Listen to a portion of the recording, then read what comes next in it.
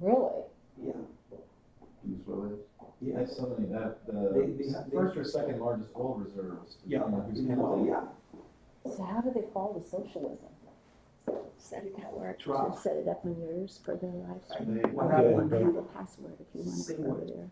Yeah, Really? we'll need that, Venezuela, Cuba, but I've got it going. they have a That and We're the gonna greediest need oil it companies to work, but it'll can be be at okay. times take the worst and the greediest oil company, give the oil over to a socialist government, and it's way worse. It's horrible. they are down 70-some%. Everybody can All hear the everything we're production stuff, saying you know, now. basically kicked Shell, BP, all those So- guys out, Mm. and Don't say nobody anything in you the don't want country, once everybody all to the oil hear. people left, nobody knew how to run How to anything. run and how to run anything. I Yeah. couldn't do jack. And it's Russia did kind of the same thing to some of their oil companies as well. It's crazy. Okay. It is.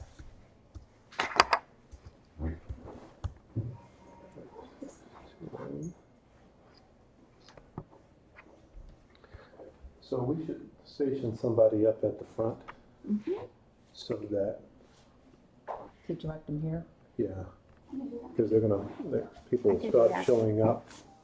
No, Linda. These are my slides for whenever. Catherine, Linda, I can- go up there to the front. Oh, okay. Okay. Is anybody, okay, Or, 'cause do You you wanna want me go- to do that? you wanna go Either two by one. two? Yes. Go.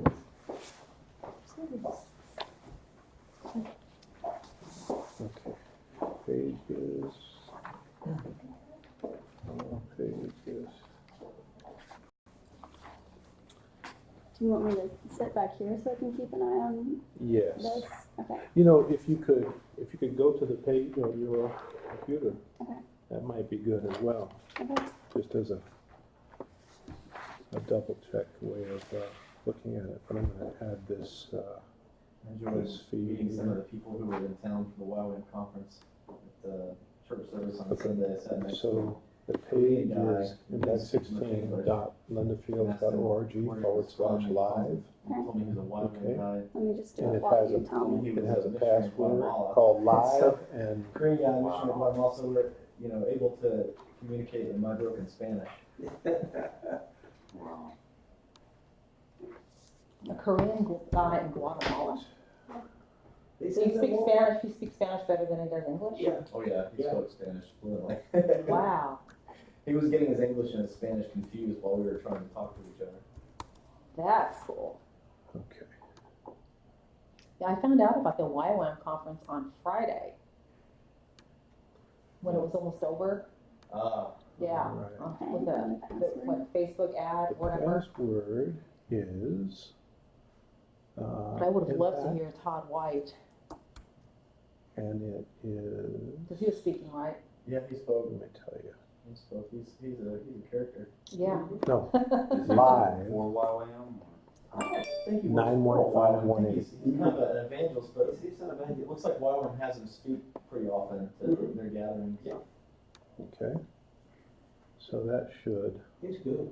I'm trying to get the embed to I don't know, like function we were properly. saying.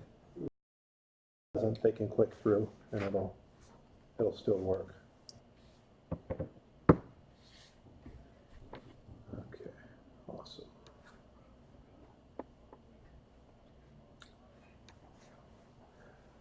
This is a really new Kansas City right technology, but it works amazingly well. Okay. Are you staying for the conference? Yes. Mute it and keep it on to make sure that it's So, showing I up. can Exactly. do my own. Yeah, if you can do that, that would be Mural awesome. style thing, and so we took she took a year off of her work, and we're up here on a 1-year sabbatical. And so I can Enable live do chat, internet stuff anywhere. enable So embedding. it was kind of fun. Yeah. Where So is how far are you into the 1 year? We're in 2 months. Okay. 2 months. And already regretting it's 1 year. Wishing we could stay longer. Where are you guys from? Texas, College Station, Texas. So Okay. monthly end it's from Texas A&M. Right. language. There. her father is a professor at the university, and so she grew up there. We met in college, and then interestingly enough, it's a Allow good sized that. city. Thank you, Jesus. You know, as far as kind You of rural cannot communities embed go, live streams. and a couple Oh, hundred thousand that's people right. there, and so there's They're a trying to nice make hospital you system there that she was able to get a YouTube. really sweet gig with. Okay, well, the good news is, I mean, it's sweet enough that They can see they it. offered her to have her job back So- after a year off, so. Wow, awesome. What kind of medicine did we she got it, practice? they just She's a don't good get to doctor. watch it on our site, get to watch Like it a on general- YouTube. No, she's an OB/GYN. Okay.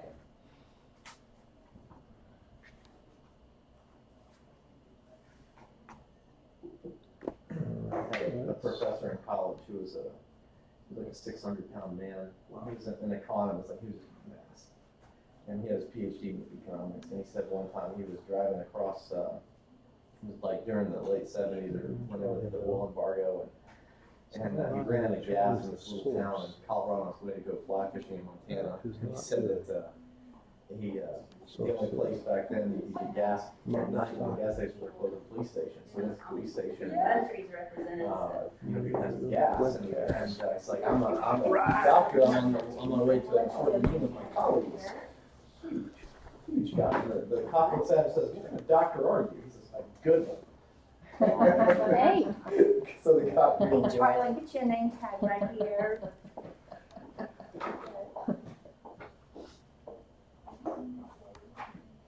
So Josh, are you from this area?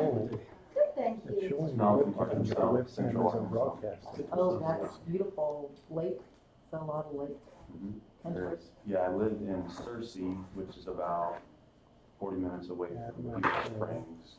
And that's kind of where a lot of the local people go for lake sports, water sports, Beaver Springs Lake, Gooseberry Lake. Yeah, I've been there most of my life.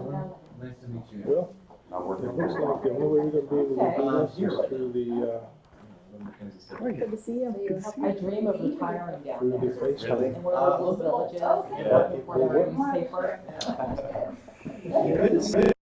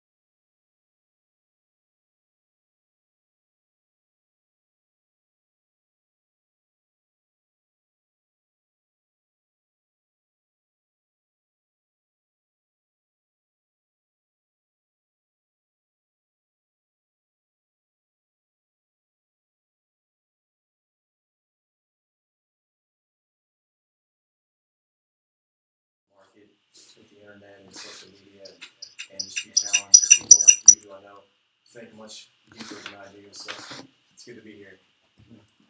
I'm glad you're here.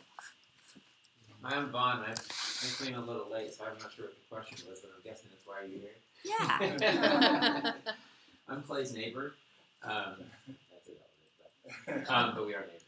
My name's Vaughn. I own a business called Spirit of Health. I'm actually from this area as well. Mhm. And Spirit of Health is about bringing natural healing and therapy back to the people, and especially as a Christian. And I do a lot of videos about really my heart is to bring God back to the forefront of medicine. And I just really feel like our medical system has gone astray.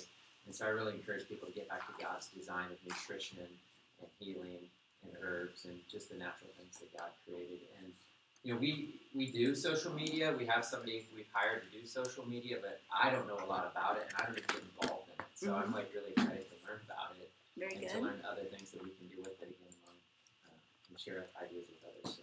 Very cool. My name is Joshua Miller. I am from Central Arkansas. I work for a mineral acquisition company. We purchase oil and gas producing mineral rights in North Dakota, Arkansas, and Texas. And I have been interested in technology, how to leverage the internet with the business for quite some time, and would love to work for myself one day in data management and systems analysis. And so I'm here to learn and just receive. Awesome. My name is Jarek Śliż. I'm from Poland originally. I came 4 years ago to Kansas City.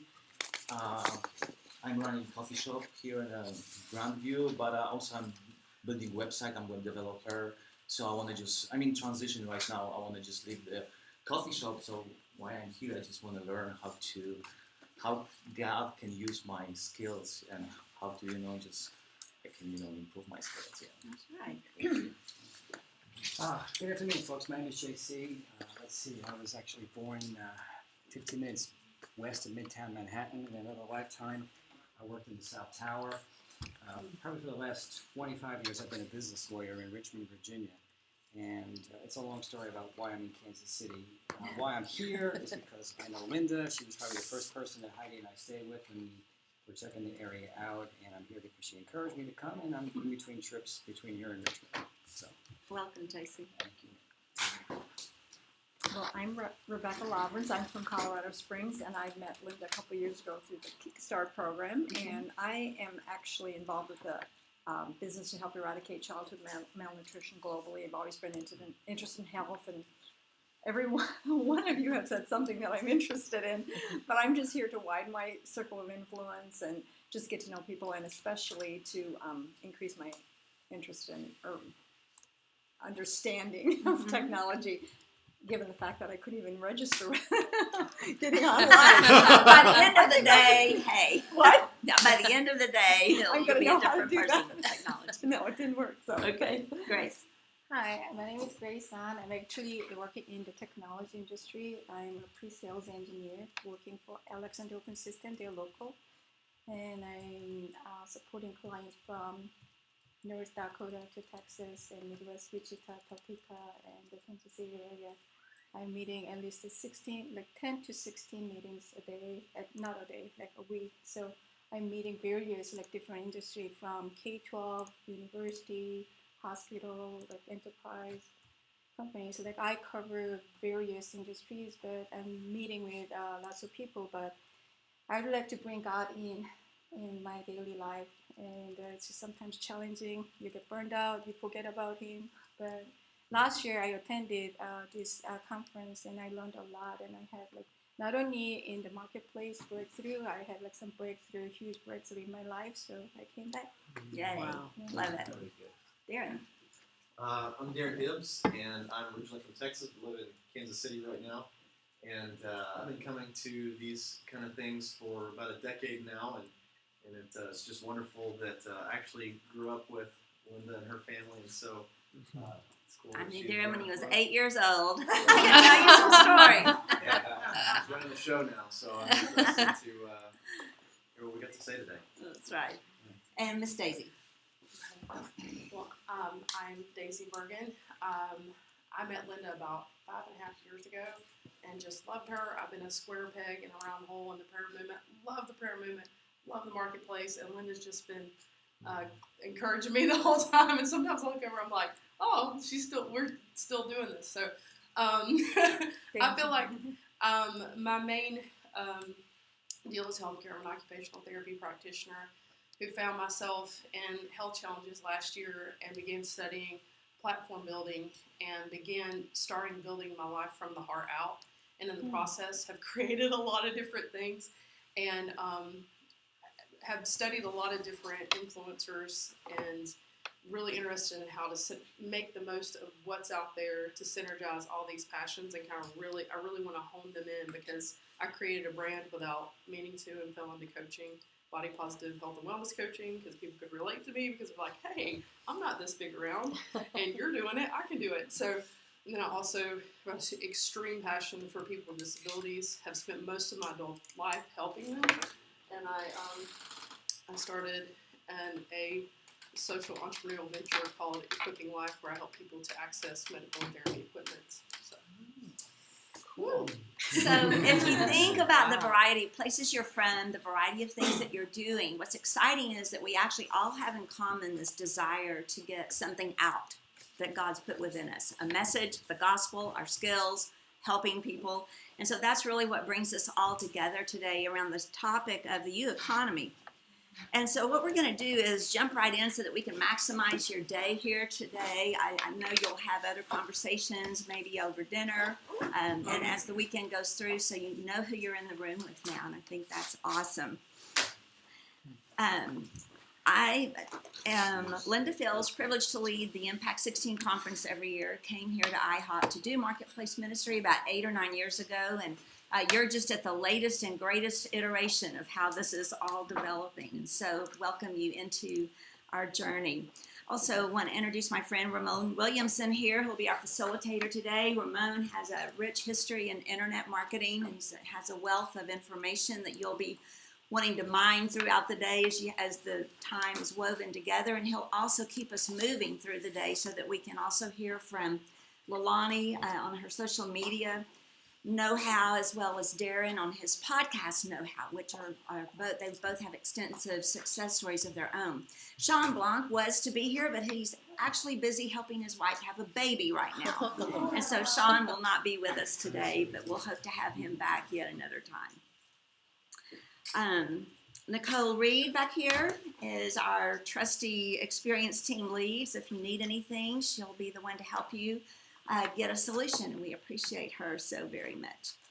So we've already heard a little from Leilani and a little from Darren, so you know who's involved with your day. And so what do you say we jump right in? Ready? Let's do it. Okay. Let's do it. So basically the world of work has changed. Things are different. Have you noticed that? A lot of things are different. There are probably changes that you're almost starting to accept as normal now that you would have never dreamed you would encounter as part of normal societal change. The culture is shifting, the way we do things is shifting, and it's just like the only constant now, it seems to be change. Well, this is true for the world of work as it is with anything else. And actually, you can be in business in as little as 60 seconds these days. If you have a computer or access to the internet and a coffee shop, you can find yourself in business in a shorter time than any other time in history. In the olden days, we waited till you worked 20 or 30 years somewhere, got tapped on the shoulder and invited up into a promotion to be somebody. And now you don't have to wait for anyone to tap you on the shoulder to be somebody, not that you ever really did, because all the resources are at your fingertips to actually mobilize your vision out to the world. The value equation has changed, and I'm going to let Ramon talk about that more throughout the day. But what it takes to get in business is not huge. It takes a lot of hard work. There are a few things that you'll learn about today that you're going to probably put on your list to add to your development budget for your business. But it's a new day in getting into business and the amount of money that you can earn. One of the things Sean would have told you had he been here is that he put together a course on focus. And how many of you have ever listened to Mike Bickle's Power of a Focused Life? Anybody here listen to that? Charting every 15-minute chunk of time, see how you really spend your day. Well, I'm sure that Sean listened to that more than once. He also finds several other tools out there, and he found himself the producer of a course on focus, and I think his original goal was to sell about $100,000 worth of subscriptions to the course. And he had a blog that he was kind of teasingly talking about this in, and he said, how I accidentally made $300,000. So his course just took off like crazy. So don't underestimate what you have within you. Like today, just let's think no holds barred. You've got some idea why you're here. It's usually something a lot bigger than what you thought when you walked in the door, right?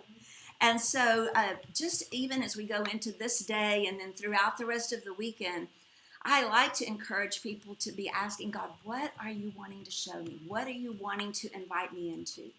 And the beauty of what we're going to be doing is that we have the spiritual side of it and the spiritual element, and it's our delight to bring the practical side of it together. A lot of times you just get one or the other. You get the total charismatic experience and all the woo, and then nobody does anything different on Monday.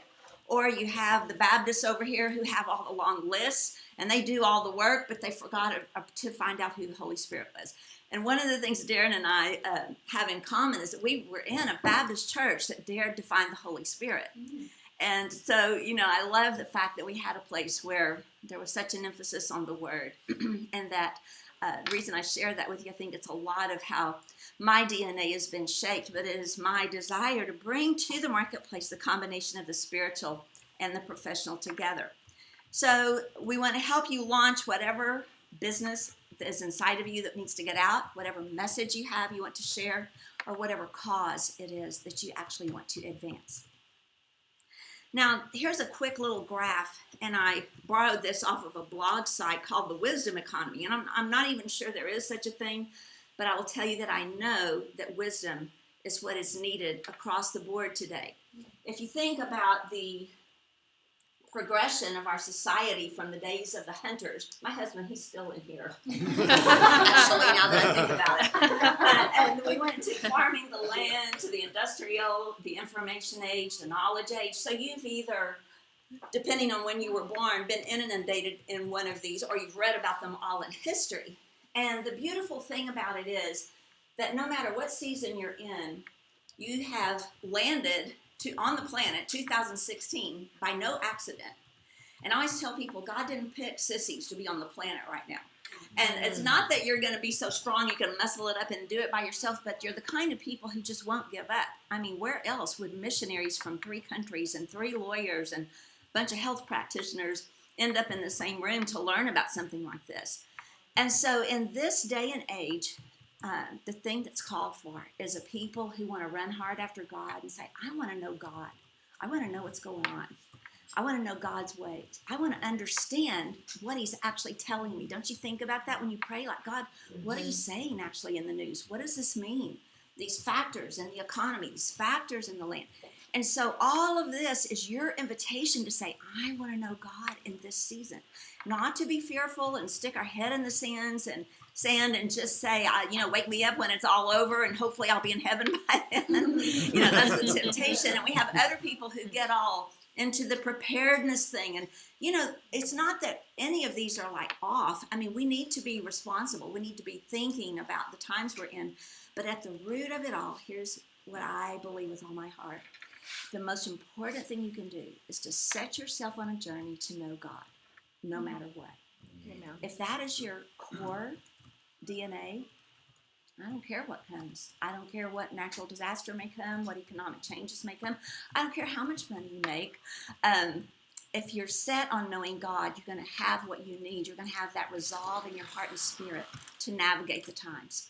And so at the very center of all of this, yay, is, speaking of wisdom, here's Mark Williams.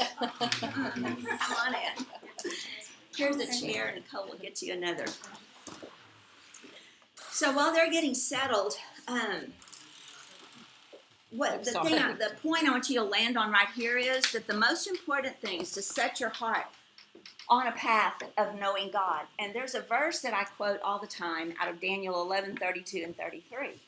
And I start in the middle of 32, because if you've ever read it, it's kind of scary, like about getting your head chopped off or something like that.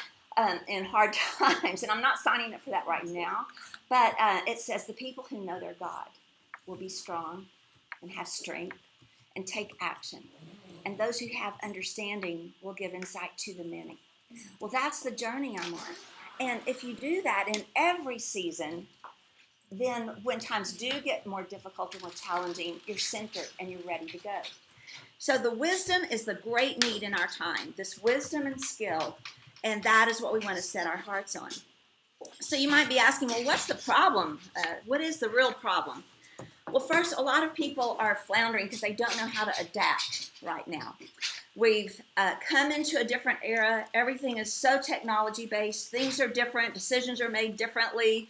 You know, it's like, why do I have to tweet and retweet and ask a question and suggest and something else? Can't I just pick up the phone and call somebody? And we've got to leverage what's working. We've got to, it takes kind of a new way of thinking. And so you're never too old to learn. I will tell you that. And so one of our problems is not knowing how to adapt our existing knowledge and skills to new opportunities. Because no matter what age you are, no matter what generation you find yourself in, you have something to bring forth, but it's likely that you're needing to learn new tools in this day and age to get your message out and to leverage your opportunities. So what's the solution? A new way of thinking. We're going to talk about this more in the actual conference through the weekend. New ways of working and doing business, new ways of viewing things. Not just saying, oh, that's just all secular business. Did you know there's no such thing as secular business? Everything is either holy or unholy. I think that's how Lauren Cunningham said it. It's either holy or unholy, whatever it is. Well, which is it then? Well, my work's holy. What about you? You know, what about you? And as we went around the table, I know every one of you would say, yeah, I know my work is holy. I know I'm called to help people and to do these things. So you need new tools. We need new ways of communicating. We want to use our knowledge and skills to make money. No longer does our financial security need to be based on a company or a job title. If you were working for a corporation and the next day you weren't, would you know what to do? And if you do work for a corporation, are you already working on some type of a side business that's something you love to do where you're leveraging your passion and your skill? Because you can use your knowledge and skill to make money no matter what situation you may find yourself in right now. And here's the thing. We want to be part of the solution instead of the problem as believers, right? Mm-hmm. So we want to significantly support the changes that are coming and be a part of it. You know, when change comes, you can either resist it or you can jump on board and just rally your resources to be part of the change in a positive way. And that's what, as believers, we need to do. So kick back, cross our arms, and complain about everything. We need to literally be in the mix, fully alive, full of vision. Not the complainers, not the whiners, not the ravers, but the ones who are showing up at the table with something to offer. And you do business this way, a lot of things happen. You can support missions, and you actually are in missions in your business. You start to realize that. So there's not so much of this one side of the fence or the other. When people in business say, I'm going to quit to go into full-time ministry, my heart is sad because they don't know they were in full-time ministry and they left it undone. Mm-hmm. So what's the bigger picture? A perspective for the times that we're in and the fact that we all have great faith that God is providing for us and showing us the way. That we not give in to fear or confusion or doubt or the amount of change. That in itself can be exhausting, the amount of change that's coming down the pipe at us. And you don't have time to adjust to something before something else changes and something else changes. So where's our security? It's in knowing the Lord. It's in a dialogue with the Lord, and it's in doing things with the Lord and knowing He is truly our provider. There's no room for fear in this paradigm. Right? Right. All right. I love it. And the bigger purposes of God that you're going to participate in because you are bringing forth your vision and what God has put in you. So the impact of your life and work is what I'd like for you to begin perhaps entertaining the term as a spiritual professional. That's one reality. The spiritual professional who is alive in the spirit and who is excellent and professional in all that they do. So, welcome to the first ever pre-conference for IMPACT16. We're so glad you're here. We're very honored to have you in the room. And we will look forward to seeing you at IMPACT16 over at Embassy Suites tomorrow as we continue this journey. And for now, I'm going to turn the torch over to Ramon Williamson. Awesome. Okay, so how many of you didn't register? You just showed up. Okay. She tried. I tried. What we're going to do is there are a couple of things happening. In the last week or so, what was originally the Idea Lab has been moved into this room. This room was a recording studio. Oh, And okay. so it is almost impossible to cool this room Right. effectively as we would like. So what we're going to do is we're going to upgrade to the big round table room. Oh. And so what we need to do is we need you all to just pause your memory of this from the point where you heard this fantastic presentation from keep that Linda, look on your face. This look. and then Keep the, you forget about everything that's getting ready to happen right now, and then you pick up your memory in about 15 minutes when we have transferred over into okay, the let larger. me capture that look. All right, ready? This is the first lesson in flexibility. Take your picture.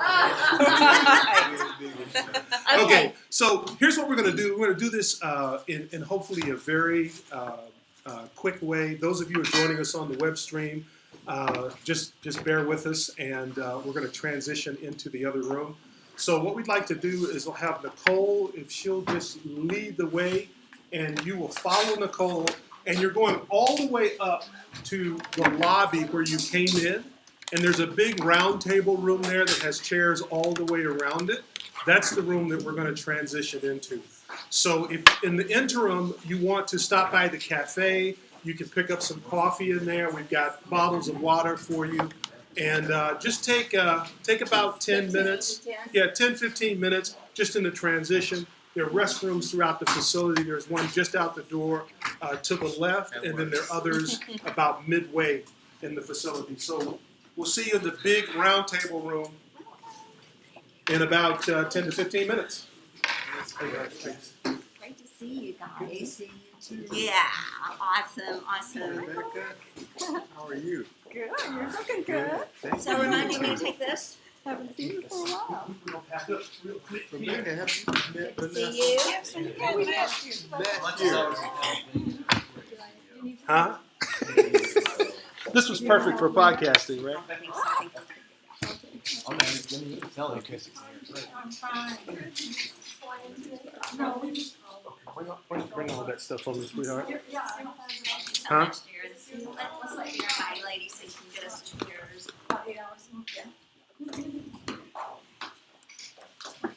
Yeah, I just didn't think we could. How was your travel? How are you? I'm fine. Awesome. Hi, Ramon. Is this yours? Yes. Yeah, we need to pretty much. Anything else to grab? Yeah, we pretty much need to bring everything. Can I help you with? Maybe No, go ahead. Please. We got it. Don't worry about it.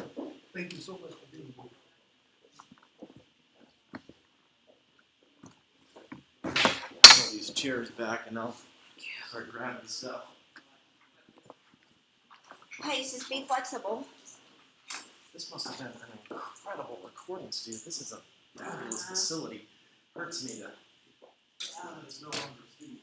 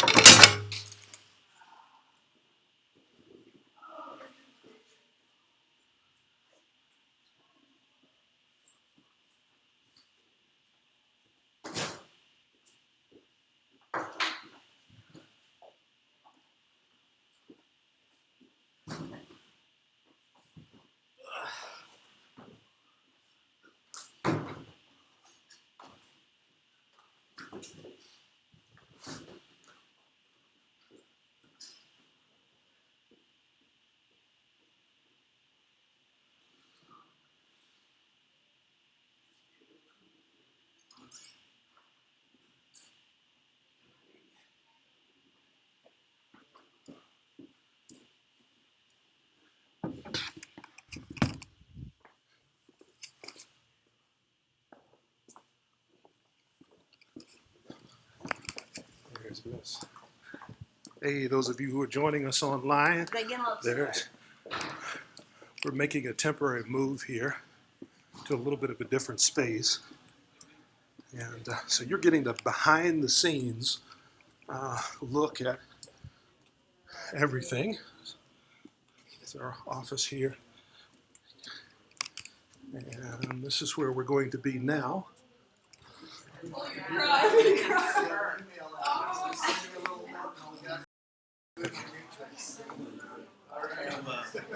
Did around the back and put it under this little cable tray. Oh my gosh, I can't believe we met. Also, we can't get it in there, but I'll do this. That's all right.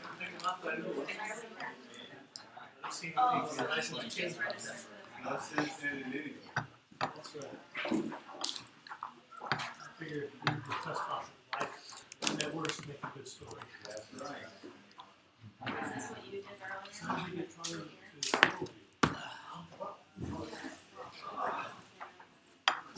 All right, so would you like to give your presentation again? No.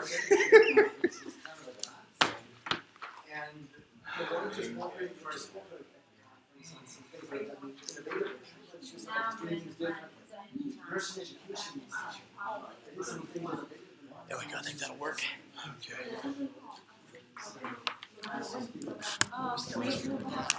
The restroom is, it's back down there where we were, to the right. Nicole knows. It's for the Wi-Fi. It's all right down. That's like a 4 zeros. Oh. I want to take a photo later on. Pardon me? I want to take a photo of here later on. My site didn't textile design like that. Oh. I want to show him.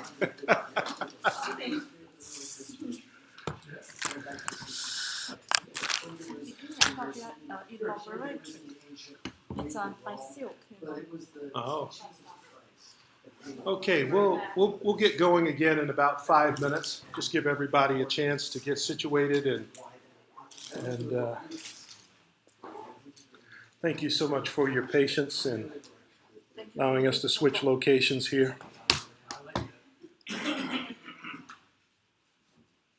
Actually, I think this room is a little bit more deserving of you all, or you're a little bit more, you're deserving of this, or whatever the. It's a,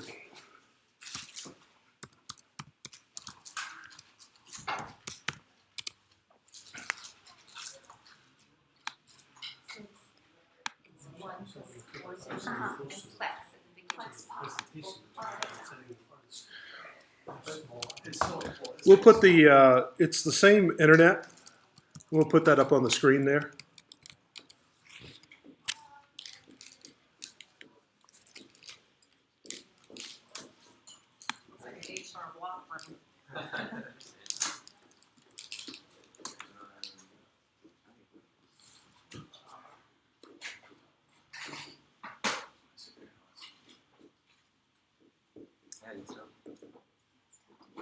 Is there somebody sitting here?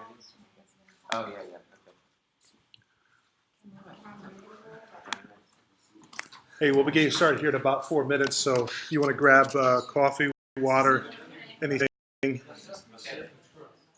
allow you to have that time to do it.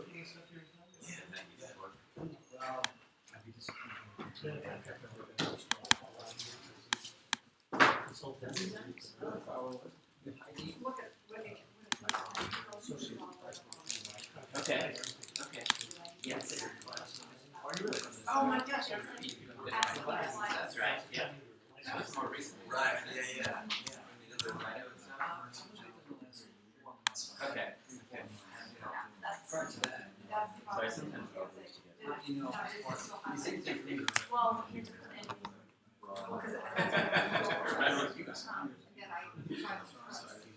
But I always remember. Yeah, so it must have for some reason, there must, this, web platform has been having, issues that they're working on. So it was, yeah, but it was asking me twice and I recorded in that, so I think that hopefully that. Does he work for the city? When I worked there, class, right, forever.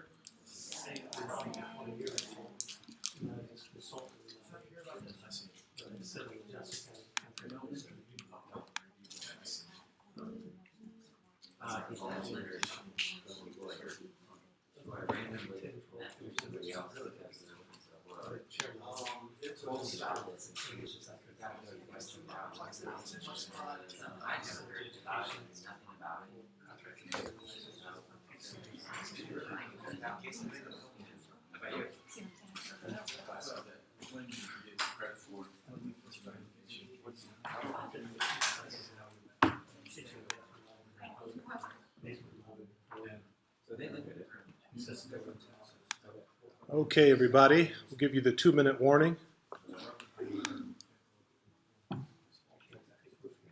Sorry about the trouble, at least you're in there now, so, yeah. Thank you.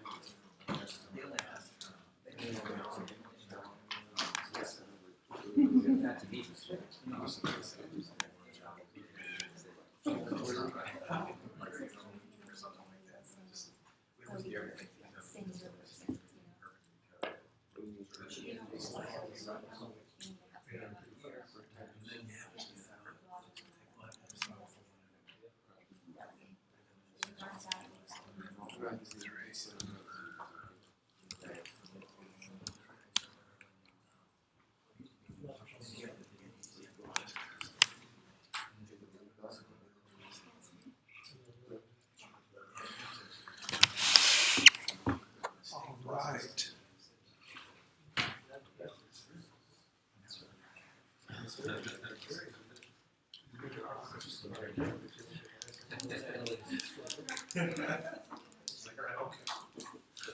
Awesome.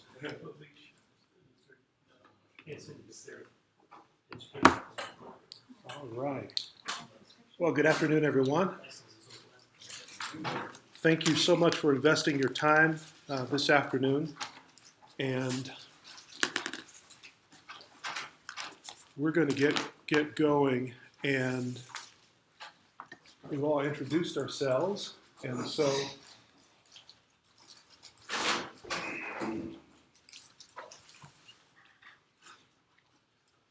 all right. Does anybody have a major objection if I pray? Father, thank you that you are good and your mercy endures forever. Thank you that your love is all that we need, and your practical wisdom is more amazing than anything we imagine. We ask for the spirit of wisdom and revelation and the knowledge of you, the application and understanding and the practical things of life, that we would show your excellence, and that your presence would be so near. That you would guide our hearts and open our minds. Give us witty inventions and insight, Father, to increase knowledge, wisdom, and the glory of your name in the earth. We pray in Jesus' name. Amen. Well, I'm absolutely delighted to invest some time with you this afternoon. And we're going to be exploring in the context of the next several days what I believe is a unique understanding of what God is doing in the earth in our generation. We're living at a time unlike any time we've ever lived. And I believe that because of that, we have unique opportunities, unprecedented opportunities that many of us have never faced in our lifetimes. It requires a new way of thinking, a new understanding, a new way of seeing things. One of my early mentors in life taught me that if you want things to be different, it begins with seeing those things different and believing that those things can be different and acting differently. And so what we're going to begin to do in this conversation is share the foundation for that in the context of what we're referring to as this U economy. Now, this idea, this notion was first put forth in a magazine article, Success Magazine, and we were thinking about, well, what's the focus of the pre-conference? How can we make technology accessible to people without people getting bogged down in technology? Anybody understand what I mean by that? A lot of times, when you think technology, if you're over 20 years old, your eyes kind of glaze over and you're, oh, technology. I remember that, trying to set up my VCR. Well, what's that? But this idea of the U economy, I'm going to speak about this, with your permission, from a rather unique perspective based on my own personal history and development over the past 33 years of being self-employed. And I hopefully want to weave this together for you so that it's very practical and immediately applicable. I'm going to encourage you to leverage your notebook, pen, paper, whatever it is. We're going to provide access to the slides later if you want them. But really what's most important here is to reorient your thinking and your perspective in a way that allows you to see something you didn't see before. And often that doesn't come from trying to write everything down that the person says or trying to take notes on every slide. But it's a sensing and a knowing and a reorienting of your perspective. And there's a shift that happens on three fundamental levels that we're going to talk about in a little while, and hopefully will assist you in beginning to make those as part of the pre-conference. We've got an exciting rest of the day planned and into the evening, where we're going to be exploring some very practical tools that you can begin to employ and implement. Irrespective of your work, your profession, where you're focused right now, you'll find application and insight to advance whatever it is you want to do. So I want to begin, first of all, by giving you a little bit about my background, just so you have a sense. And I want to highlight a couple of things, not so much as a bio, but to highlight a perspective from which I'm going to speak that I think it'll be very useful for you to understand, and it'll help speed the application of what we talk about. I've been self-employed for 33 years. And in that 33 years of time, I've had the unique opportunity to be present where certain industries that have significant influence on the earth today were born. So for example, in 1986, I helped launch the modern life coaching movement. At that particular time, I had just come out of being involved in training and developing salespeople in the direct selling and the insurance industry. And at that particular time, there was a real struggle that was going on inside of me. And I'm going to talk to you a little bit about this because I think it's important, because at many levels of your own development and perhaps just ahead, there's a similar struggle waiting for you. Now, what am I talking about? It was the struggle of having one foot in this idea of ministry and another foot in the idea of business. You see, my father died when I was 16, and I was tasked with the responsibility, whether intentional or not, of leading the family and providing for the family. Of course, at 16, I had no idea how to do that or even where to begin. But I felt the weighty responsibility. And perhaps some of you can relate to that if you've ever been in a situation where there's been a sudden change in your life or your family, and you've been thrust into responsibility that you weren't prepared for, you didn't anticipate, you frankly didn't know what to do. And so that was a little bit of my story. And so I had this thing, the earliest picture that is in my grandmother's home in rural Virginia, is me carrying a big black family Bible around and wearing my uncle's hat. So from the time that I was very small, people say, you're going to be a preacher. You're going to be a preacher. You're going to be a preacher. I don't know if anyone has ever had that experience in their life. Anybody grow up in an environment like that? You're going to be a preacher. You're going to be a preacher. And if you're in our spiritual community or familiar with it, they don't just say you're going to be a preacher. They say you're going to be a prophet. You're going to be a prophet. It has weightier implications if you can relate to it. So there was this dividedness in me for years and years and years, and there was very deep struggle. And I remember a man that I respected greatly coming to me at one particular time in my life, and he said, you know, you should not be using your gifts to make money.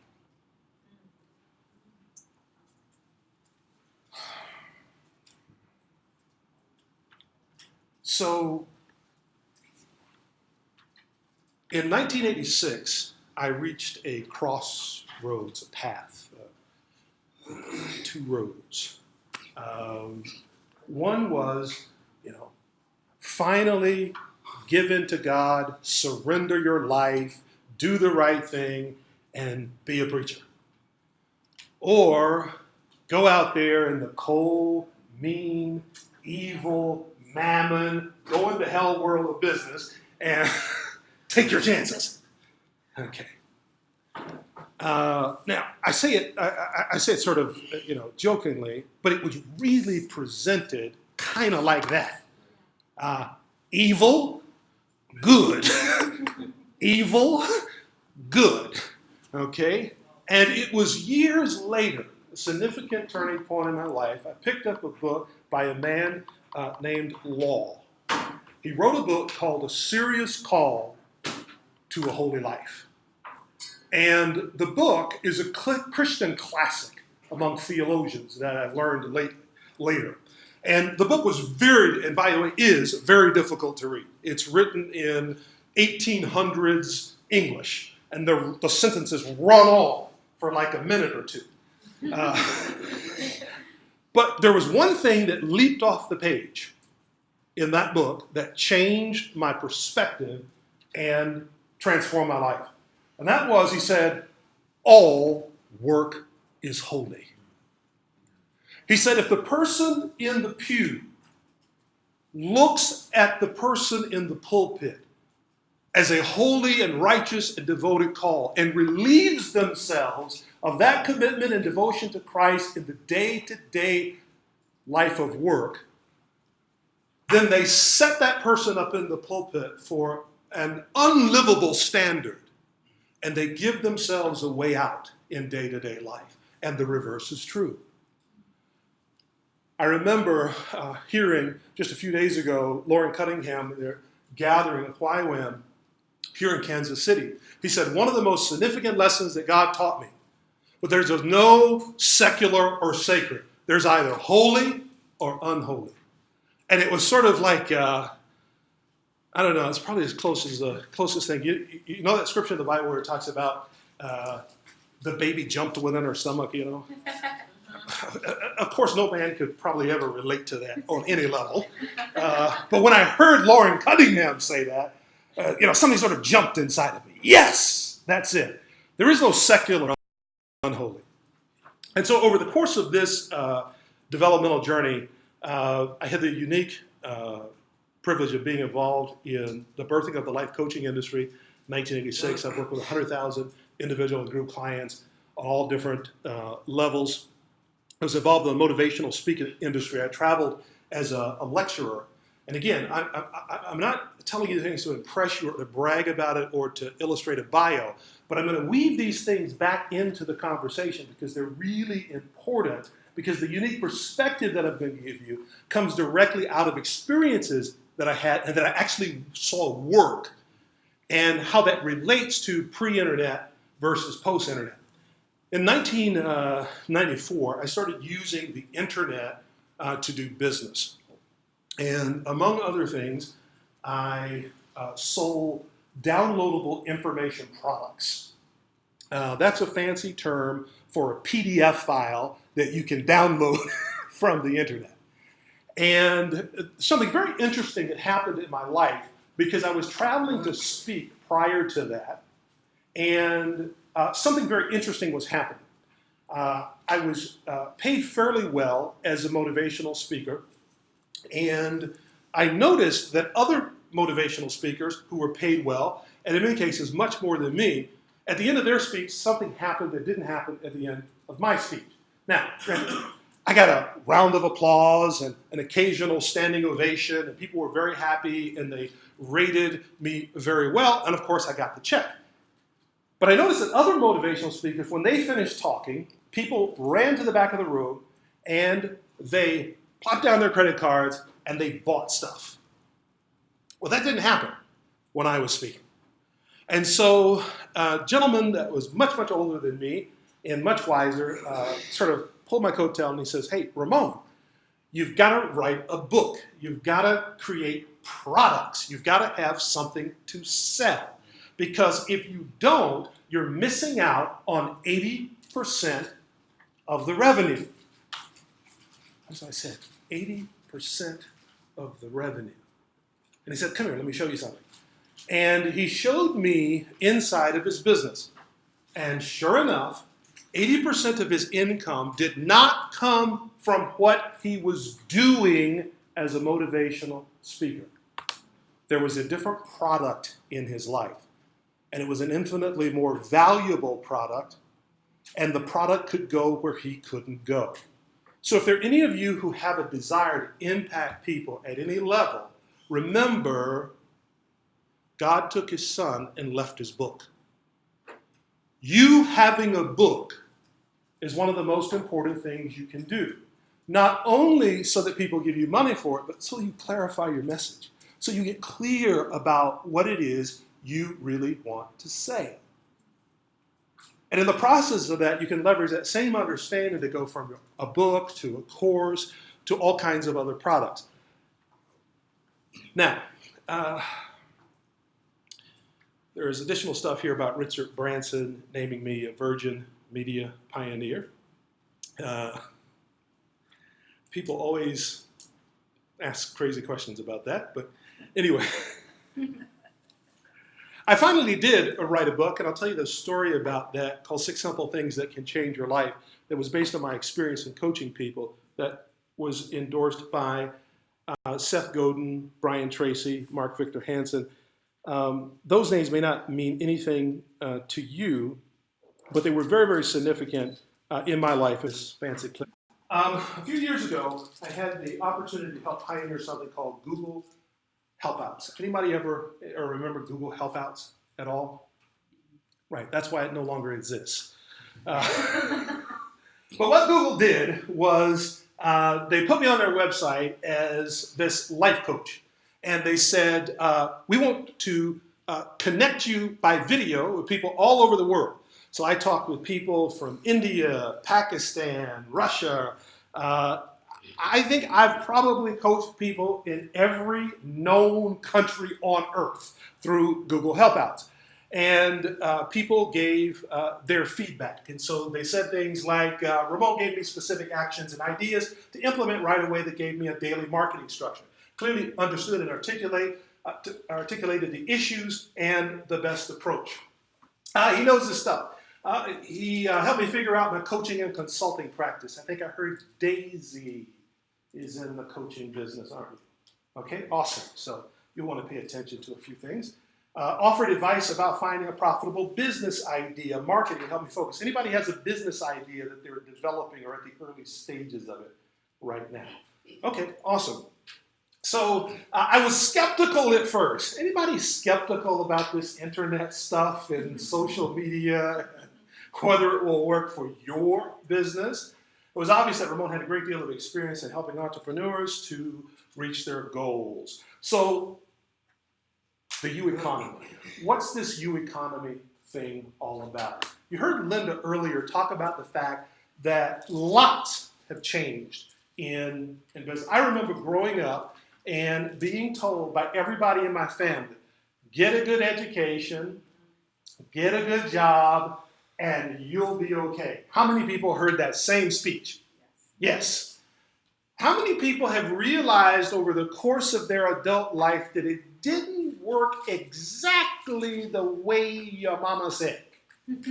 Okay. So this thing of the new economy is not so, or this U economy is not so new at all. The idea of being an entrepreneur, the idea of thinking independently, the idea of figuring out ways to earn income is something that's been around for a while. Success Magazine calls it this new movement of revolutionizing how we live, work, and play. And interestingly, the promise is taking control of our time, our happiness, and our money. Now, why is this a big deal? As you heard Linda quote earlier, it was a quote by Brian Chesky, who is the co-founder of Airbnb. How many of you have ever heard of that company, Airbnb? It's where you can rent out an extra room in your house and get money from people who are visiting. Okay, so if you live in Kansas City and people are coming to conferences in Kansas City, they can go on airbnb.com and they can find your spare bedroom and then give you money to stay in your spare bedroom versus staying at the Hilton or the Marriott or wherever. So we live in a world where people can become a business or businesses in 60 seconds. Now, here's the interesting, I'll give you a couple of little foundation stats so you kind of understand, okay, that this is kind of a big deal. 33% of people in the US workforce earned their income or earned some income from this thing we call the U economy. That's 33% of US adults in the last 12 months have earned income from one of the things or multiple of the things that we're going to be talking about in this conversation. That's 54 million people that are participating in this. 50% of the US workforce is expected to be participating in the U economy in some way by 2020. That's a huge trend, and it represents an economic shift in the nation. Now, what are these people actually doing? Let's take a look at it. So you have people who are independent contractors. They are freelance, project by project.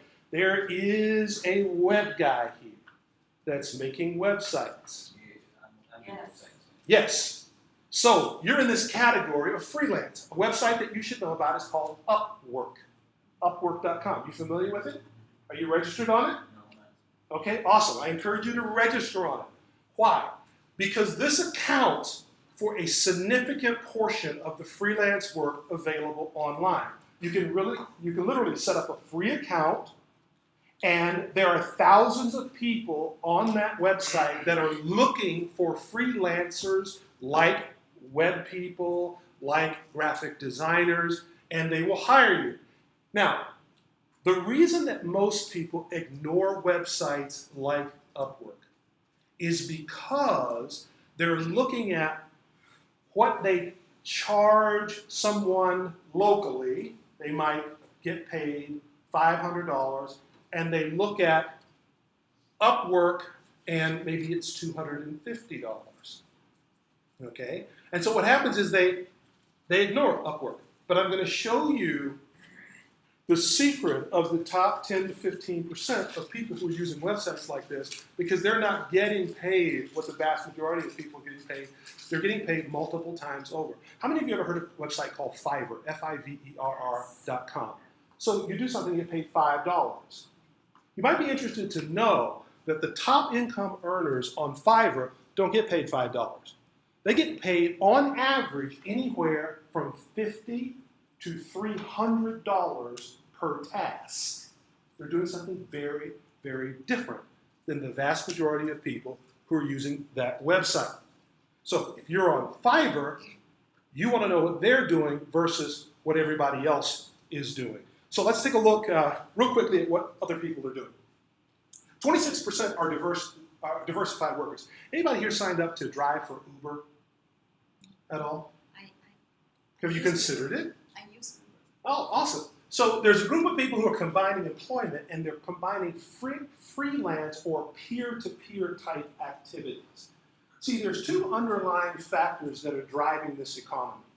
Number one is the proliferation of the internet and the ability to do things on the internet today for little or no cost that costs thousands, in some cases hundreds of thousands of dollars 20 years ago to get started in. So diversified workers.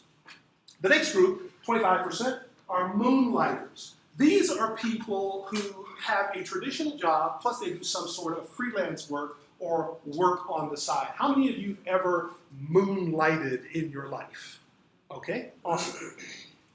The next group of people are temporary workers. These are people who work for one employee for a finite period of time. This is, in fact, one of the biggest trends in people under 25. It's a very interesting phenomenon that's happening in America. If any of you are into economics or you're into global trends or the future economic cycles, you want to read a book by a friend of mine, Harry S. Dent. It's called The Great Boom Ahead, and he has 2 or 3 books after it. Harry is a Harvard economist, and what he came up with is an understanding, for example, of what he called the age-driven trend in the economy.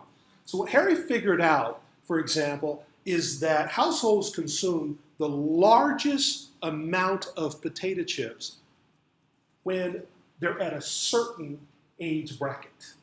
Anybody want to guess what that age is? When do you think a household, a family with 2.5 children, oh, it's like when they say that, 2.5 children. Where's the other half? Want to take a guess? 12 to 18 years old. When who is 12 to 18 years old? The kiddos. Yeah. At about the time where you have teenagers in a household, Harry understood that there were certain things that you were consuming a lot of. He also understood when you'd be in the largest house that you would purchase in your lifetime. And it was all driven by the population or by the age demographic. Now, as we know as believers, there are certain things that have happened in the last 25 to 30 years in our economy here in America that has disrupted that reality. And one of the things that you're seeing is this rise of the U economy. This U economy is born out of frustration and fear. It's a desire for people to control their future because they feel like that what they were told is no longer working the same way.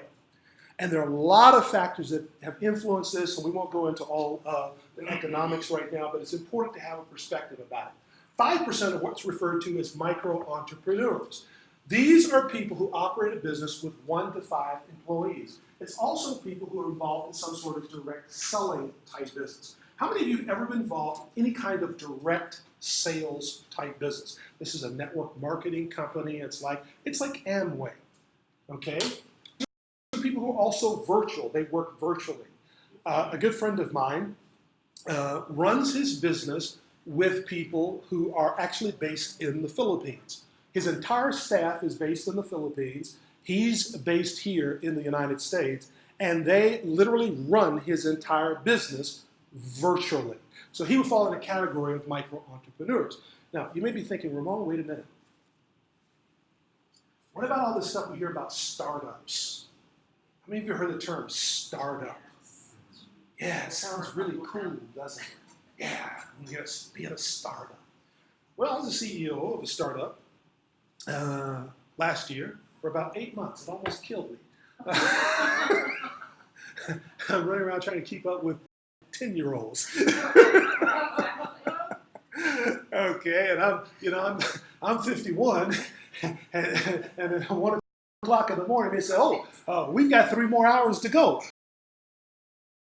Oh, really?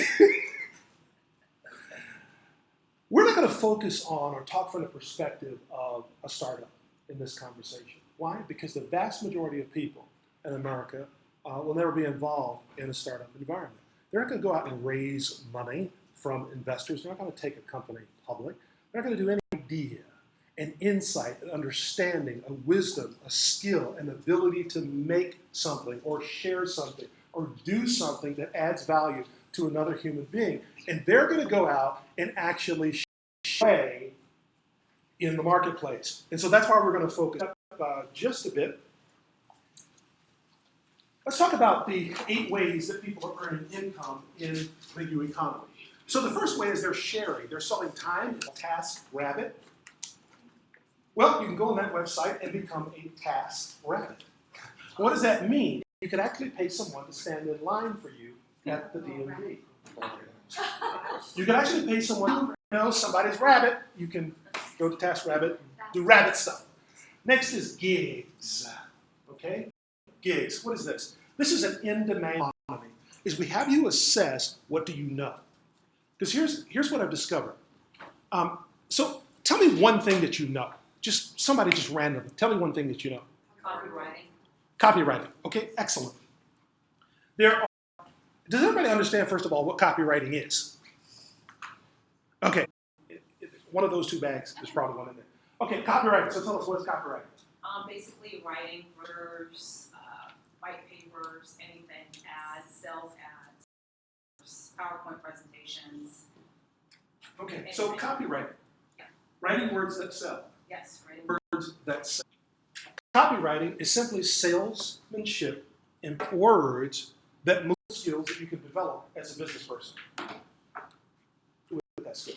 Actually, part of my income also And people are looking for people to write stuff for them, and they hire you. Yes, I have clients in France and Japan, all over the world. And where do you live? I live in Raytown. Raytown. So you live in Raytown, and you're writing copy for people where? In France. In France. Japan. China. So you see the dynamic. See, one of the unanticipated benefits of globalization. See, globalization, I remember giving a speech about globalization. I didn't even know anything about globalization. They called me up, you're a motivational speaker, right? Speak on globalization. So I'm this globalization. And it was talking about these and the lawyers in the room probably know this stuff, like these trade agreements between countries. And I think the Mexico and U.S. border thing was happening at the time. And da-da-da-da-da-da-da-da. And, I didn't understand it, and I don't think anybody in the audience understood it. But what clicked later is that the unintended and hidden benefit of globalization is what you just heard from Liliana.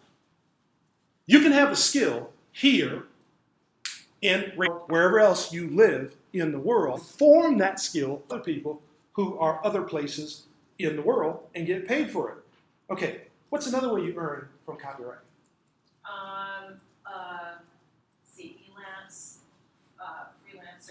Freelancer.com. Freelancer.com? Okay, that's another place. That's another great place for web work. Okay, where else? What are the other ways? Agencies. Ad agencies? HR Block. HR Block? Yes. They Where called else? it, brag advertising. Advertising? Where else? Insurance company, nonprofit. Okay, great. Stay tuned, because in just a moment, I'm going to show you the biggest and the most overlooked way to earn from any skill that almost no one actually considers. And it's actually 20 to 30 to 50 times more profitable than actually doing the skill. Now, from my perspective, you need to do it first.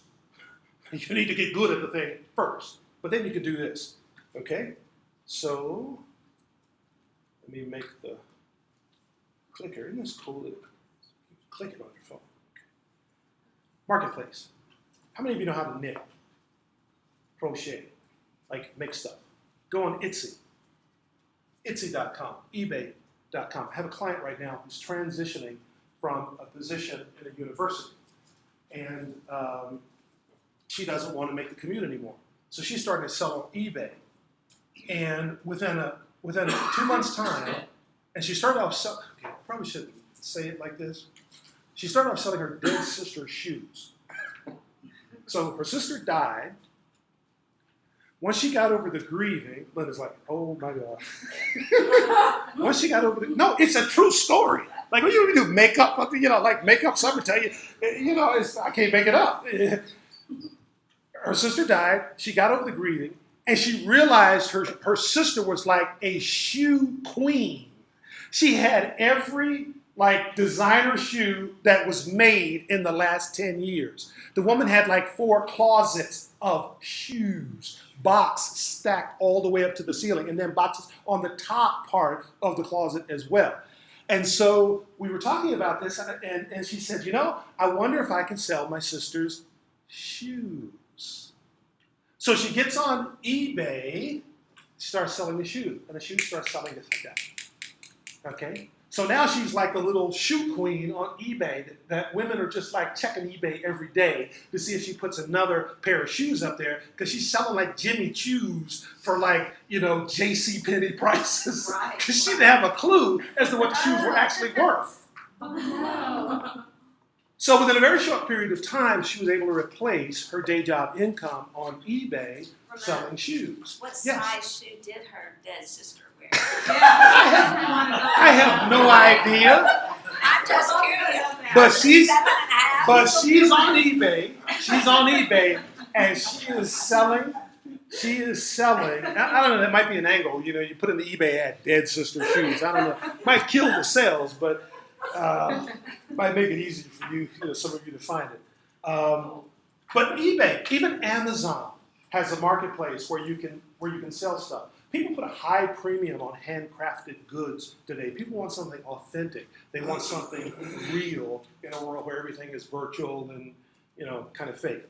So, okay, maybe I have to be closer. Okay. All right, online marketing, and it jumped over to entrepreneurship. Online marketing, affiliate, blogging, ClickBank, CJ. How many of you ever heard of being an affiliate? Okay, you understand what that means? For those of you that are new to this, what it simply means is this. So I'll give you a great example from Amazon that any of you can do immediately. So for example, if you have a blog, and maybe there's a book list that you recommend. Maybe there are spiritual books, or there are books related to your topic or interest. You can go into Amazon, Amazon.com, scroll all the way down to the bottom of the page, and look for something called Amazon Associates. That's their affiliate program. So what you can do is join their affiliate program for free, and then when you recommend books to others that people buy on Amazon, they'll pay you a little bit of money. And on a quarterly basis, they'll send you a check or deposit it into your bank account. Now, you're not going to get rich with that, obviously, but it's a little tiny way that you can start experimenting and experiencing this idea of being an affiliate. All being an affiliate is earning a little money when you share things that work for you. Over the course of my involvement in the internet, it's been a significant portion of my income. So, there's another website, and we won't go too heavily into this, but I just want to call your attention to it so that you know that it's there. It's called ClickBank. ClickBank is the grandfather of the information publishing business on the internet. When you go on ClickBank, you're going to see all kinds of products and courses and software made by everyday people just like you. You're going to find stuff up there about how to knit, how to train your dog, how to copyright. Now, I want to give you a distinction in terms of the night and day difference in income. You can get onto the internet, for example, and you can talk to people about how to train a dog. And somebody out there will give you $20 to download your PDF or your videos about how to train a dog. That happens every single day. There are literally thousands of people all across America and likely outside of America, I just don't know any of those people, who earn money with information about pets, knowledge they have about pets, all kinds of pets. Now, when you add one distinction information, how to that product goes up by about 100 times. In other words, people will pay much more to learn how to get paid to do something than just to do it. So if you're in an industry and you've been in that profession a long time, and you figured out how to do something in that profession that vaguely resembles in your profession. It's the thing I was talking about when I mentioned about Liana in the area of copywriting. Because if you've written copy for these people, you know how to do it. I remember many years ago, my grandmother made the best biscuits in the whole wide world. How many of your grandmothers made the absolute best biscuits in the whole world? Awesome. So going down to my grandmother's house, and at that particular time, my wife-to-be, I'm taking her down there. That's how I vetted all the potential women that I was looking at marrying at that particular time. Because I'd take them down to my grandmother's house, and if they could master the recipe, they were in. God just wasn't in it. I just knew it. But my grandmother had a very interesting way of making biscuits, because she would grab a pinch of this. And no recipes in sight. Nothing written down. How many of you know what I'm talking about? Okay. That's how you are with what you know how to do. You are unconsciously competent in most of the things that you do amazingly well. It's like driving a stick shift. How many of you remember getting a stick shift car? No, put it. You're thinking about 25 different things.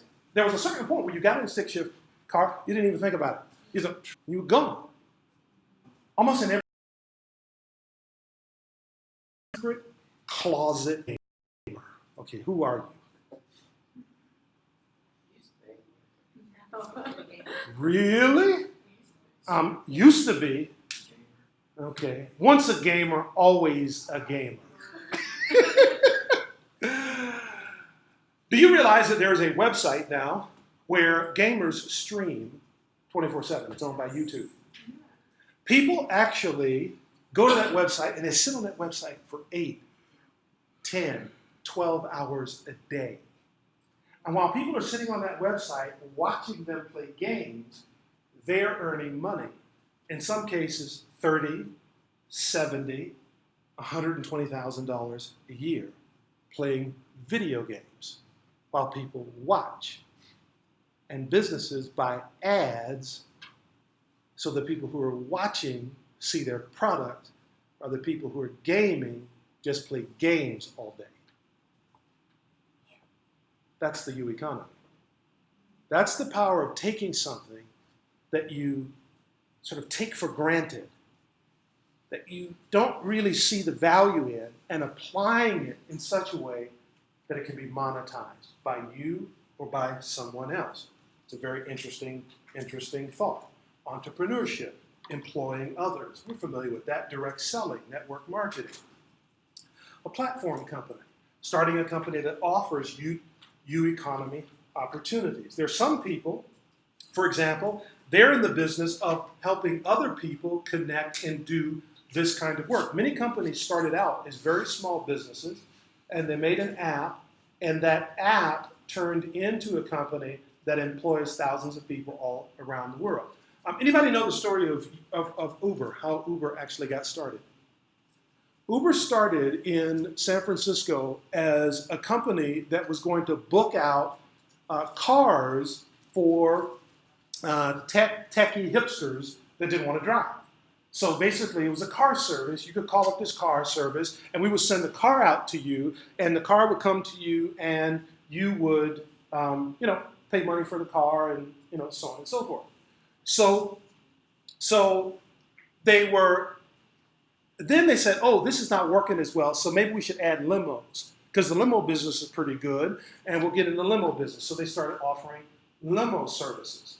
Okay, and then from there they said, "Oh, let's get an app." And instead of us trying to deal with the headache, because it was actually the headache of hiring drivers and monitoring them and paying them and doing all the things associated with dealing with, is one of the founders said, these characters that drive cars around for a living.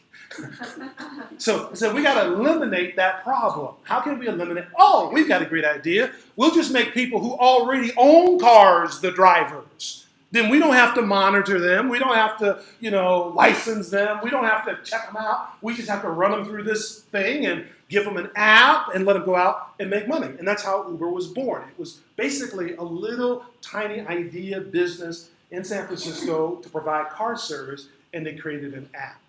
And now thousands and thousands and thousands of people, even right here in Kansas City, drive for Uber. Okay, education. How many of you ever heard of a company called Udemy? Awesome. Have you taken a course at Udemy before? At Udemy, you can learn almost anything for $50 or less. So there are people all over the world that are teaching courses on Udemy. If you know how to do anything that anybody else wants to learn, you can put up a Udemy course for free. And they will promote it to millions of people. Now, here's the thing that people don't see looking from the outside in. They see Udemy, $50. I'm not going to give my information away for $50. I'm not going to tell all the secrets I took 20 years for $50. Really? In some cases, $10? Ooh, no, I don't want that. So they run away. So let me give you the inside look of what's really happening at Udemy. There's a man in South Carolina. No, he lives in Florida now, that I know. He earns $1 million a year from Udemy. He's got about 40 or 50 courses up there. All he does is he sits in front of a camera and he just explains stuff. Okay? He's not winning any public speaking awards. Trust me. It's like, you watch. Okay, yeah, I got that. And he's showing you his screen, and he talks, and he says, he's got to be a Christian. I'm convinced he's a Christian because he says things like, I'm just so thankful that you came onto my course, and I'm going to show you now the 3 things. And you're sitting there like, man, just get to it. Just get to it. He could have been a Christian. I don't know. But 8 ways to earn income. All right. This is just a graph showing you some different ways that people are earning income. And what I want to do is I want to focus in on what these 3 types of people have in common. Because you may be thinking, yes?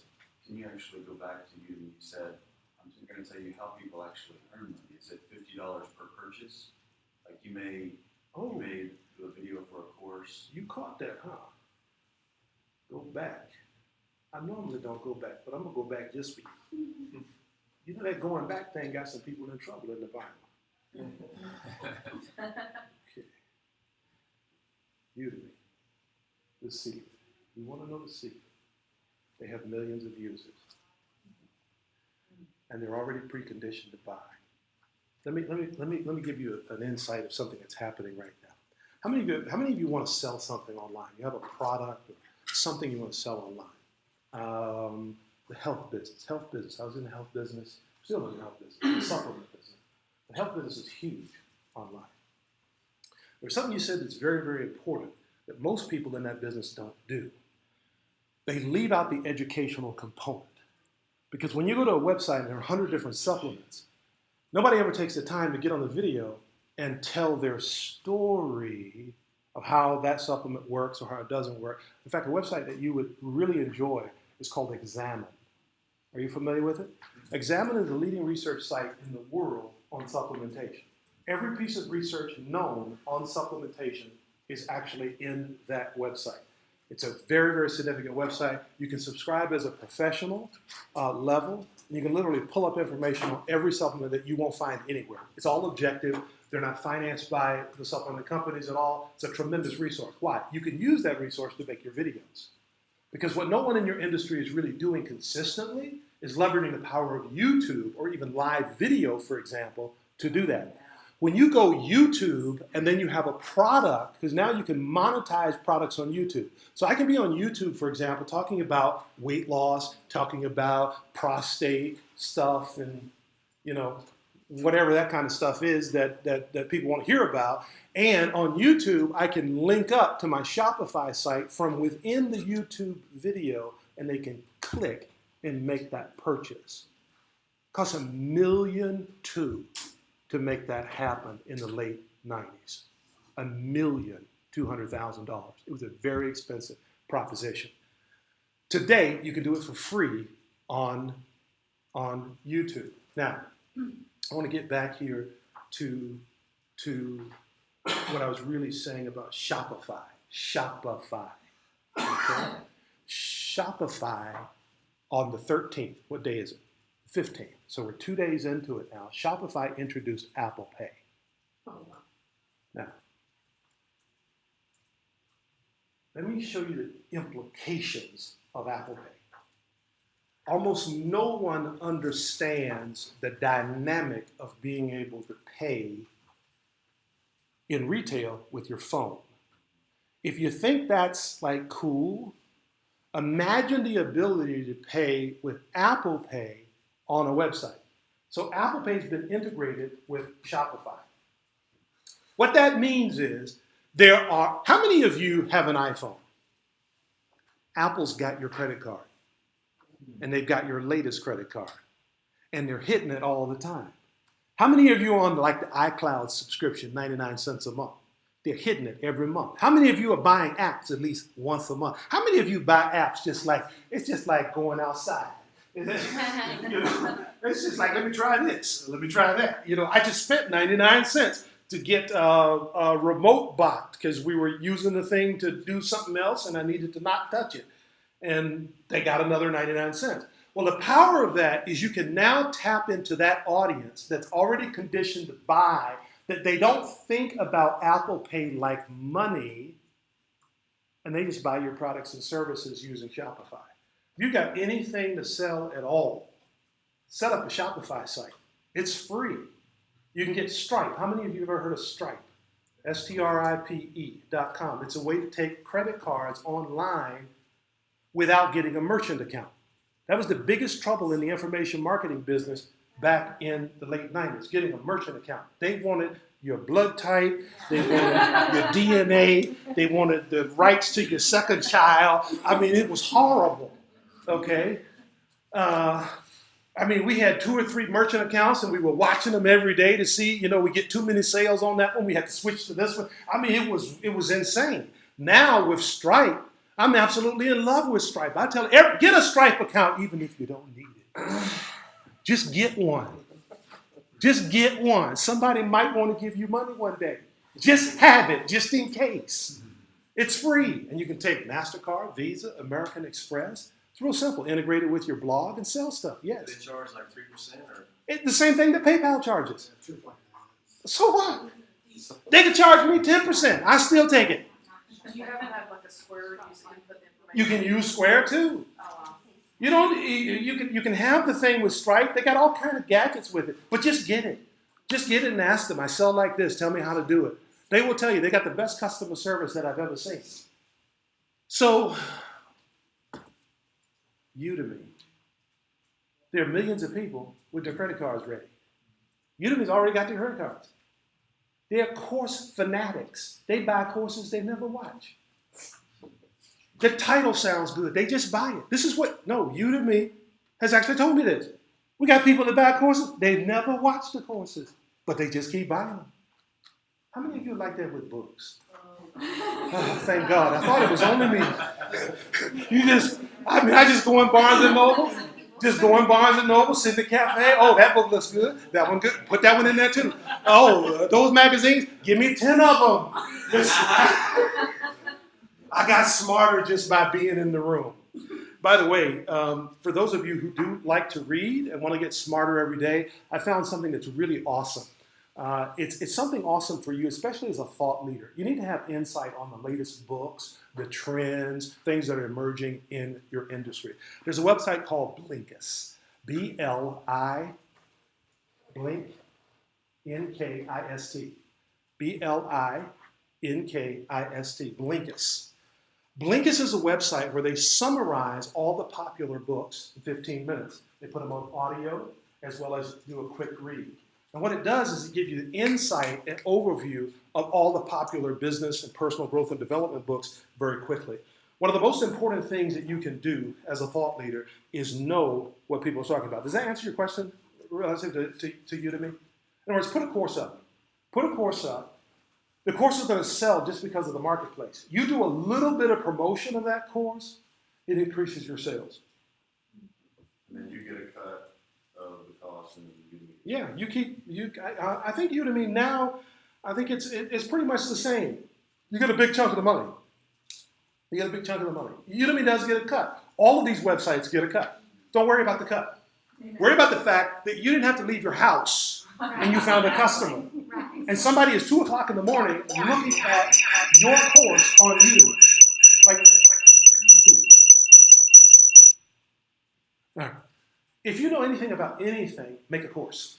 I'm going to show you how to do that in the context of our time. How are we doing on our schedule? My sheet is missing. It's 3:40. I think No. Lonnie's on at 4:30. Yeah, can we put okay. Yeah, I was supposed to have talked about 2 things by now. But, okay. All right, so I'm going to speed this up. But did that answer your question about Udemy? Sure. Make a course. How many of you are PC users? The software is called Camtasia. Camtasia. Camtasia. C-A-M-T-A-S-I-A. Even if you get it wrong, type it into Google, they'll get you to the website. It's techsmith.com. It's called Camtasia. It allows you to take slides like this and narrate them on your computer. So you can put the slide up and you can talk and it makes a video. Most of the courses on Udemy are recorded that way. Okay? How many of you are on a Mac? Okay, great. The course, the software there is called ScreenFlow. ScreenFlow. You can also get Camtasia on the PC. You can also get Camtasia on the PC. I used Camtasia originally because I was just, I used Camtasia for years on the PC before I switched over to the Mac. And then once I discovered ScreenFlow, I use ScreenFlow with everybody because it's just so easy to do. Okay? All right, awesome. So that's just a way that you can make a course. Make a course. Make a course. Yes? How long? How long? That's a great question. That's a great question. Because most people think the longer, the better. It's actually not true in online learning. In fact, the most effective length of a video, an instructional video online in terms of Udemy and other websites in terms of actually getting watched, because if they don't consume your content, it's of no value to them and it's not very good for you because they don't come back and buy more, is somewhere between 5 and 12 minutes. Between 5 and 12 minutes. So if you got 30 minutes worth of stuff to say, break it up into shorter videos. Okay? So we'll talk about that in just a moment. Okay? Real quick, how important is it to make sure that, like, if you say you have 10 different areas of expertise or whatever, do you have to make it to condense yourself into one area, or can you make 10 different videos? What is your recommendation? Because Okay, that's a great question. I'm going to answer that question in just a little bit. Okay, I'm going to answer that question in a little bit. 3 things that people have in economy and new economy. They want more control of the time. How many people want more control of your time? Okay, awesome. They want more control of their income. How many want more control of their income? They also are actively learning and exploring new ways of creating prosperity. So they're learning, they're growing. How many of you are willing to learn and grow? That's significant. That's a big deal. The major deterrent is attitude. When someone believes that they can do it, almost in some supernatural way, it becomes a self-fulfilling prophecy. There are 4 economic shifts that I'm going to talk about in the economy. I'm going to show you that same diagram again. I'm going to talk about it a little bit of a different way because I'm going to apply it to you. Because it's one thing to understand the shifts that are happening. It's another thing to experience a shift in your own life where it opens up new opportunities for you. So there have been 4 fundamental shifts. The reason I want to illustrate it this way is because I want you to see that we've done a full circle in America. We've gone from a service economy in the 1600s to an agricultural economy in the 1700s, the industrial economy, and at each shift, let me tell you what happened. This is the most important thing to understand. That at every major shift in the economy in America and throughout the world, there was a different mindset and a different set of skills that were necessary. And there was a whole bunch of people in the population who did not change their mind and they did not gain new skills and they were left behind. There's a reason there are so few farmers, independently owned farmers, in America today. We just happen to be in a portion of the country where there are a lot of them. But I'm here to tell you that there are not very many, proportionately speaking. Why? Because they did not adapt the industrial tools to the agricultural economy to make it easier, faster, better. And so they were left behind. See, the real secret of innovation is what I just told you. Take the new technology, the new emerging technology, and apply it to something old and stupid that everybody knows and is frustrated with. That's innovation. Irrespective of what anybody tries to tell you or sell you on, it's as simple as that. You take a new technology and you apply it to something dumb and stupid that makes it easier, faster, and better. And that's where every startup that's breached $1 billion in the last 20 years, that's the essence. It's Amazon. It's Amazon. Take the big, bulky problem of the publishing industry and consolidate it into one. Every book on earth in one place, shipped to your house. It's taking new technology and applying it to an old, stupid, dumb idea, mundane. See, because people skip the mundane stuff. They want something new.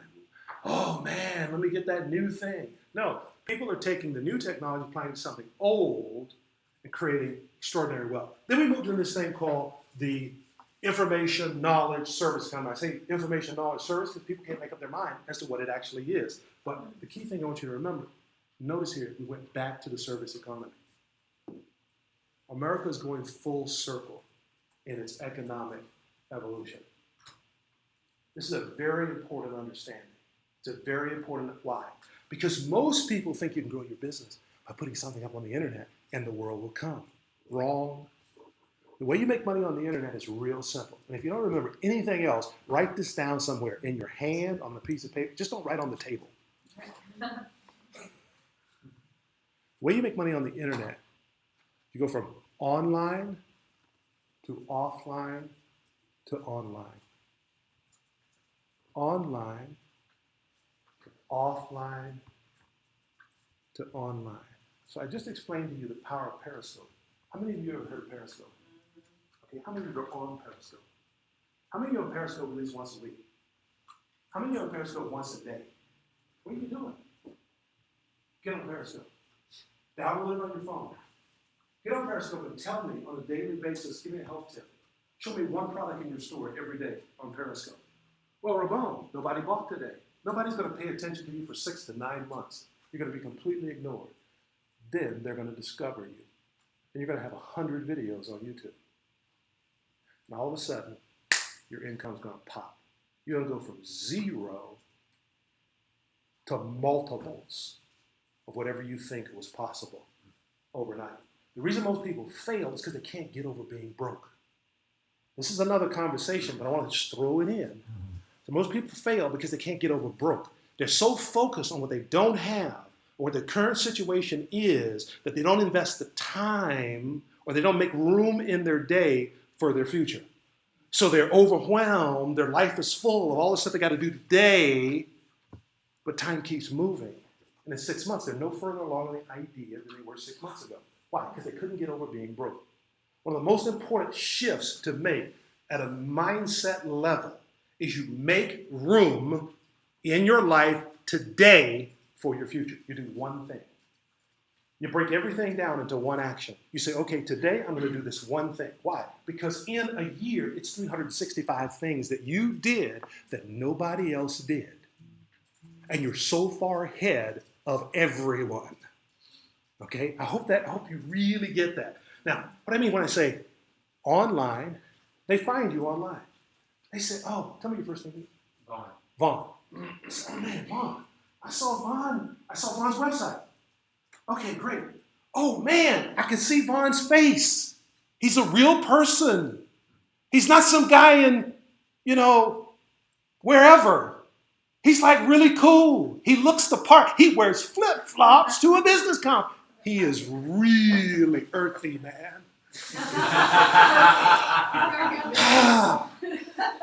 And they feel you. And it's the same olive leaf extract that they can buy in Whole Foods. Cheaper. But they buy it from Vaughn. Because Vaughn is cool.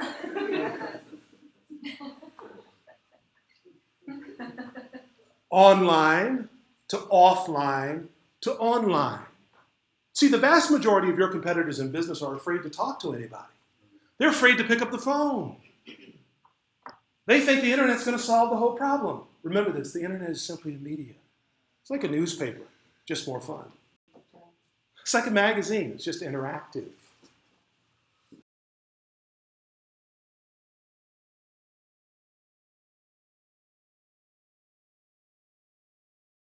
Getting value? Are you glad that you made a decision to be here?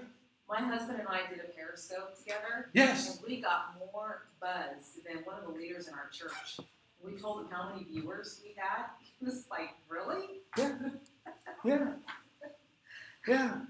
How many of you are going to at least download the Periscope app in the next 24 hours? Everybody. Okay. And Facebook Live is about to eclipse Periscope. Oh. I'm just saying. It's going to be off the chain. Yeah. In fact, one of my clients is a comedian in Hollywood. She's featured in Comedians to Watch, Comedy Central. She just launched a video. Don't go look at the video. Okay, she's a Hollywood comedian.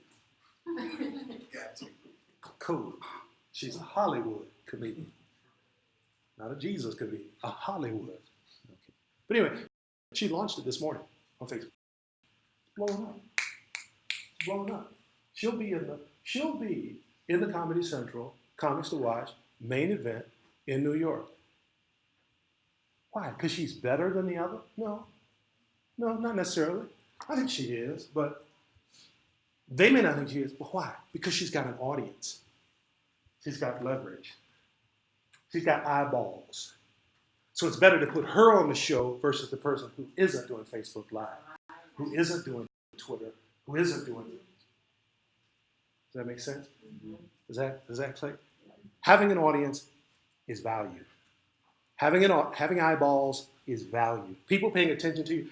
This is the graph you saw Linda provide for you earlier. What's the fifth economy? Linda introduced it. We've been having this conversation about this wisdom economy. What is it? Maybe you need to write a book about it. Explain it. Okay? Here's the negative. Mark Cuban. You've got to always work. Always be learning. Always be what? Say it together. Grinding. How many of you people here? Always. That's the downside of this economy.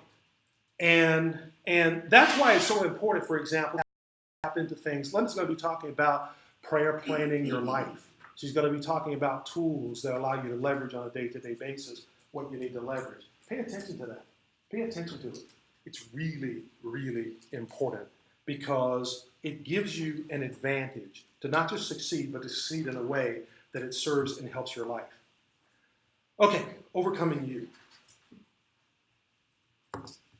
My experience and observation, is it getting a little warm in here? Yes. Yeah. Catherine, did you ask them to, or Nicole? Great. We need control of the thermostat. See, those little Nest, you know about the Nest thermostat? Yes, It's the greatest thing in the world. It comes with a little app, and you can actually control the temperature in different rooms of your house, on your iPhone or Android, even when you're out of the house. It's the coolest thing in the world. I got them all over, and they're just fantastic. Okay, overcoming you. Okay, what I want you to do is I want you to just stand up. Everybody just stand up. And what I want you to do is just do that stretch that you do when nobody's looking. Just raise your hands all the way up to the top. Just stretch all the way out and make that crazy noise that you make. Okay, you have permission to do that. Move it around a little bit. Move it around. Okay. All right, great. You may be seated. All right, fantastic. What's most important? There was a survey as part of this new economy deal where people asked, what's important to you in work? 43% of people said independence, 41% said security. Anybody see a problem with that? People want independence, but they also want security. What happens? In coaching, we call that a values conflict. They cancel out each other, so people do nothing. I just showed you why people don't act on the good ideas they have.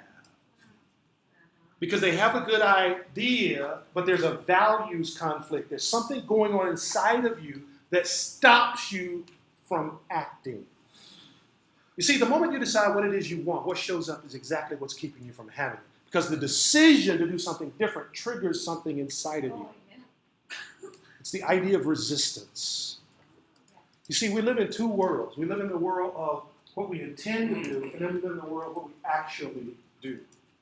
And the line between those two things.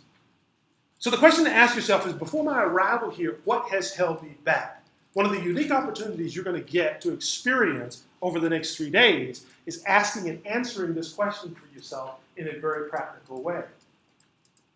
What were you unwilling to risk before you showed up this weekend?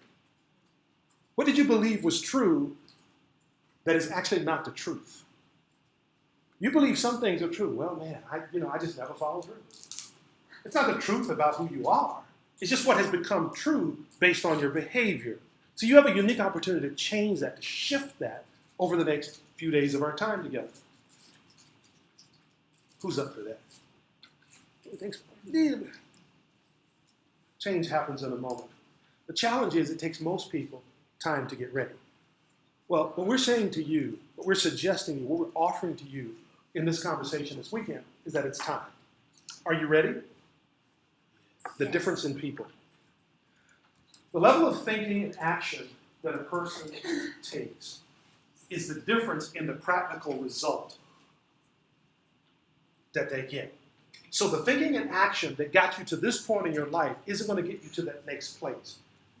What I found is that this idea, and I want to talk about the paradox of rich, because it's a huge offending point for people, especially when people are believers. Okay? We're talking about the paradox of being rich or rich. It's this idea. You read the scripture. Don't labor to be rich. Cease from your own wisdom. How many of you read that scripture? How many of you know about heart? How many of you, every week went to church, that was the first thing they said? Proverbs 23:4. I want you to notice something. I want you to notice this word. Okay? This word has two meanings. It means to make rich or pretend to be rich.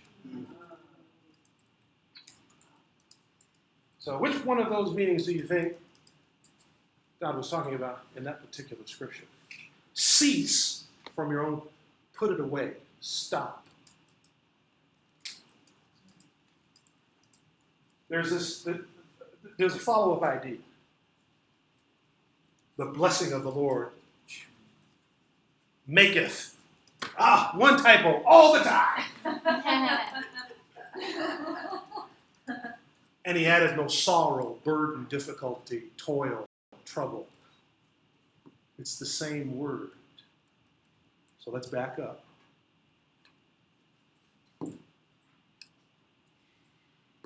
It's the exact same word. It's the exact same word. The difference is the blessing of the Lord.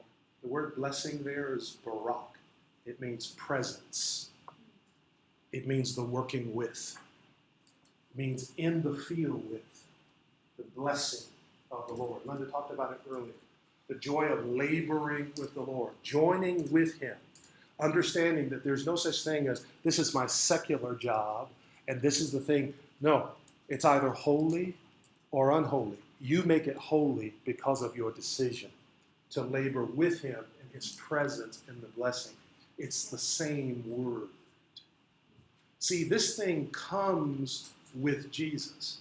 It's just most of us have been taught to ignore it, that it's bad, that it's wrong, But here's the issue. The fundamental issue, and the reason that coming to conferences like this is so important, the reason that personal growth and development is so important, the reason that working on yourself harder than you work on your business is important, because the riches with wisdom is the eternal state. Do you think you're going to be in heaven walking around and, man, I was sure need a new pair of shoes?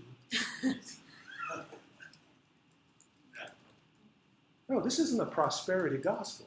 There's a lot of people taking this thing too far. You know, they're taking it too far. They got broke people who are not studying, learning, and improving their skill, thinking they're going to get rich. They're not. They're not. Because there's the person of Jesus and there's the principles he lived by. You violate either one of them, there are consequences. I know people don't normally talk like this in seminars, especially Christian seminars, but it's true. Riches with wisdom in the earth is choice. You have a choice. And how you're going to operate. Are you going to invite God into your career? What if you can go into those 16, 17 meetings a week and the whisper of the Holy Spirit is in your ear? Oh, this person is going through this particular challenge. This person's, their wife fussed him out this morning. He's beat up. See, one word in that context releases favor. He's going to pick you over the other person, whether the other person is better or not. The other person may have a better product, better service, but if there's a way to pick you, guess what? He's going to pick you. See, that's the power of God's presence in your business. Okay. So, define rich. That's the issue. You got to define rich. What is rich to you? What is rich in the context of your life? Okay? I moved some years ago from a very affluent neighborhood in Leawood to a place near a prayer room in our community. Rich to me is being able to wake up and walk about 200 yards and sit down in the prayer room and write emails that bring money.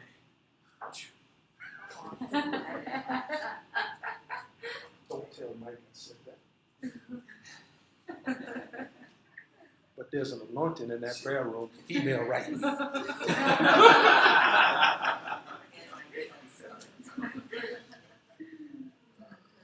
got to define rich. What is rich to you? Stop trying to copy people. Stop trying to pattern your life out of what somebody else says your life should be. It's time for you to go to God and say, God, what is the highest purpose on your heart for me in my generation? What is my abundant life look like in you? Because he adds no sorrow. See, the scripture says, happy is the man who has a little and it becomes much. See, there's a dynamic that happens in there that you can't fake. You can't invent that. You don't ever get enough money to bring that to you. So define that for yourself. Here's the value of stuff. The value of stuff is that stuff attracts people who care about stuff. So that when they come for the stuff, you can tell them what they really need to hear, so the stuff doesn't have the same impact on them anymore. The trouble is, you can't let the stuff get you in the process. Amen. So, this is the Queen of Sheba this is the Queen of Sheba, Solomon. I did not believe the report till my own eyes saw it. Behold, the half was not told to me. Your wisdom and prosperity exceeds the report.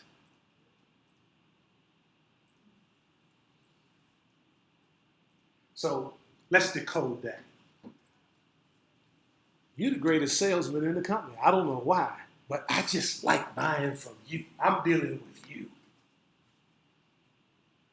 You'll hear Will talk about the power of influence and having an excellent spirit. See, here's what I think. I think God has been misrepresented in the earth in ways that have caused people to have this knee-jerk reaction. It's the presence of God bringing light to darkness. You know, if you love darkness, you're going to run from light. But I think there's something else. See, I had one of my mentors tell me, he said, No, in fact, his wife told me this about him. He said, you know, Joel is an undercover missionary in business. God sends him into these companies like IBM, and he speaks. And he does it with such excellence and insight that all of the executives come to him with their problems. So one is getting a divorce, one is addicted to drugs or pain medication, another child is going crazy. So he brings his child over to the hotel. I'll never forget this. There was a client that I had in the direct sales industry, huge in the direct sales industry, a few $1 million a year. And his child was just, so we're in the Denny's in Reno, Nevada. And I'm sitting across from him and his daughter. And she's getting ready to go to Hollywood. And he's scared to death. And I'm in the, why was I having that conversation? Because there was something in business that guy valued. He said, man, let me talk to this guy. Let me talk. That's how it will be with you. Let me go talk. I know he's my lawyer, but you know, my children are about to they're going crazy. I know you can get them out of jail. Can you keep them from even getting in that situation? Can you give me some insight? Can you give me some understanding? See, because these people are never going to go to a pastor. By the time they get to a pastor, their whole world has burned down. Trust me. By the time most of the guys I know go to a pastor, the whole world has burned down. And the house is sinking into the ground. They're at the end of their rope. But you know what? They'll talk to you. They'll talk to you. The root of wrong pursuit. Let me just go through this real quick. Fear. Every wrong pursuit in your life, I'm going to suggest, I'm going to offer for consideration, has its root in fear of not being enough, of not having enough. At some point in your life, something happened where you didn't feel like you were enough, or you didn't get enough, or those needs being met. Now, what happens is, it produces 4 fundamental things in you.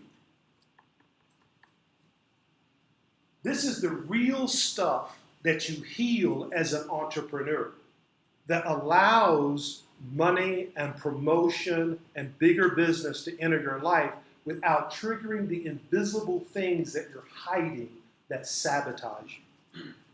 So the way I really got started in the life coaching industry and started coaching celebrities is because this agent would get the clients gigs and they would be successful and they would get checks for like $500,000. I mean, have you ever seen a check for $500,000 written out to your personal name and it's like your money and you can do whatever you want to with it? Anybody ever had that experience? Then you don't know how you're going to behave. And neither did those clients. 9 out of 10 of them went crazy. They bought everything that their mama didn't get them for the 9th Christmas time. Like the G.I. Joes and the Kung Fu Grip. Oh, I had a client that had 20 of them.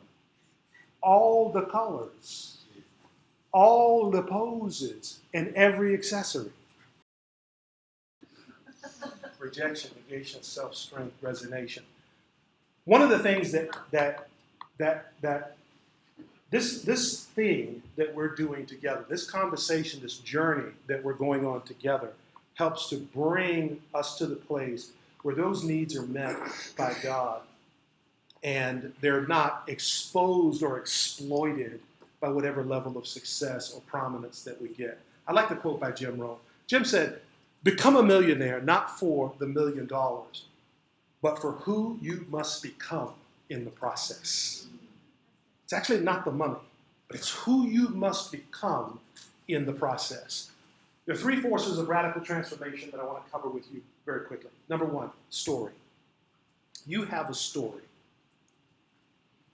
It might be your childhood upbringing. It might be your lack of education. It might be the little town that you're from. It might be your ethnicity. Whatever that story is, you derive a great deal of benefit from telling that story. That story is like your paradigm, your philosophy, your filter.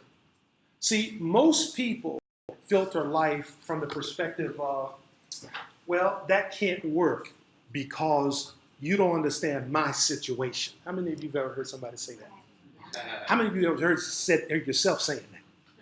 Well, you just don't understand. My situation is unique. It's different. See, if you want to get from where you are to where it is you want to be, at some point in your life, you must give up your story. What is the story that you are telling about yourself? What is the story you're telling about you being an entrepreneur or advancing in your career? Well, I'm not certified. I don't have an MBA. My daddy wasn't a business person. My mother wasn't either. In fact, nobody in my whole family was a business person. Who do I think I am? So there's this conversation, this story, whether it's beliefs about money, beliefs about freedom, all kinds of beliefs. The second thing that must shift is your strategy. There are practical things you can do to put yourself in a position to accomplish more in your career. How many of you are routinely investing in your own personal growth and development? All of you should have your hand up because you're here. The third shift happens in terms of behavior, what you do on a day-to-day basis. So let me give you something to help guide your focus during the conference. You're listening for three things. Number one, a different belief. As you listen to each speaker, don't just pay attention to what they're saying. Ask yourself, what do they believe that I don't believe? What are they seeing that I don't see? What are they recognizing that I don't recognize? The second is, what is the strategy? What is the practical A to B to C? So, Mark, how much weight have you lost in the last 6 months? Here. This Mark? Yes. How much money have I lost? How much weight have you I got my mind on I should have put that slide up. I'm sorry. How much weight have I lost? 42 pounds. That's huge. How many of you ever lost weight? How many of you tried to lose weight? It ain't easy, is it? No. No. So, how does Mark lose 42 pounds? And Mark, if you don't mind me asking, how old are you? 56. I'm going to tell you, I'm living proof that after 30 years old, everything you eat turns to fat. Absolutely. Everything you eat turns to fat. So if you meet someone who at 56 years old loses how many pounds? 42. The first question out of your mouth needs to be, how did you do that? See, but most of us, what we do is we go through life trying to impress people. We find we impress people how much we know versus being impressed by what they know that can help change our lives. So one of the things I want to challenge you to do, and that your coaches are going to challenge you to do this weekend, is to go around and ask each person, well, what did you do? What's the most significant thing that's happened in your life? What's the most significant accomplishment that's happened in your life in the last 12 months? That's awesome. How did you do that? What did you learn? What was the distinction? What was the turning point? What did you try that didn't work? I think it's important to have a list of questions. At least 10 to 20 questions that you ask every time you encounter excellence at any level. Well, how did you do that? What did you do first? What did you do second? What didn't you do that you wish you would have done that you found out later after you spent a whole bunch of money and time on the stuff that didn't work, but when you finally did that, it did work? You probably got that information, don't you? Okay, so if anybody here wants to lose weight, you know the person to talk to. Just ask him, what'd you do? How did it work? The third thing I want you to listen for this weekend is I want you to listen for behaviors. The secret of your future is hidden in what you do daily. Every successful person that I've ever advised or been close to, I've noticed that their daily life is remarkably different. How many of you are writers? You want to write something? the book by Stephen King? Stephen King on writing. That's the name of the book. Write it down. You need to read it 3 times. You know what he said in that book? He said the difference between professionals and amateurs is that amateurs wait for inspiration. You know how many times I've heard that? I'm just waiting on the Lord. I said, well, let me wait with you. We both getting old and gray and ugly at the same time. And we waiting. Come on, Jesus. I don't know if they used to say that in your church, but that's what they used to say. It's come on, Jesus. It's like they'd be like rocking. Come on, Jesus. I said, well, when are you going to get here? I meet him yesterday. Y'all, come on. See, I could joke with that kind of stuff because that's what I came up in. I came up in some stuff that was so backwards and wrong.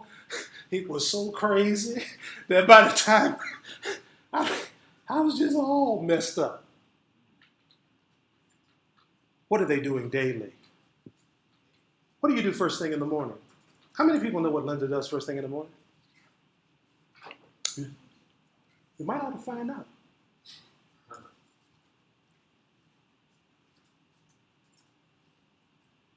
Behavior. What you do daily, where you focus, where you focus.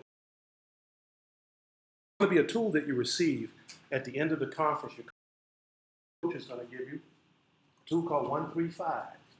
Write that in your mind or on a piece of paper in your notebook somewhere. Just put a little note, 135. Look for that, 135. What is that? I'm not going to tell you. You'll find out from your coach on Sunday. All right.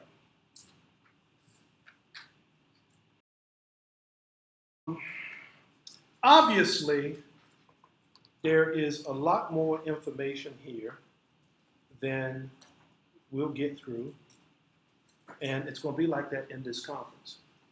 This is not one of those sit back and relax. I want to say a couple of things to get you prepared for the next people that are coming, because I'm going to switch a couple of things and come.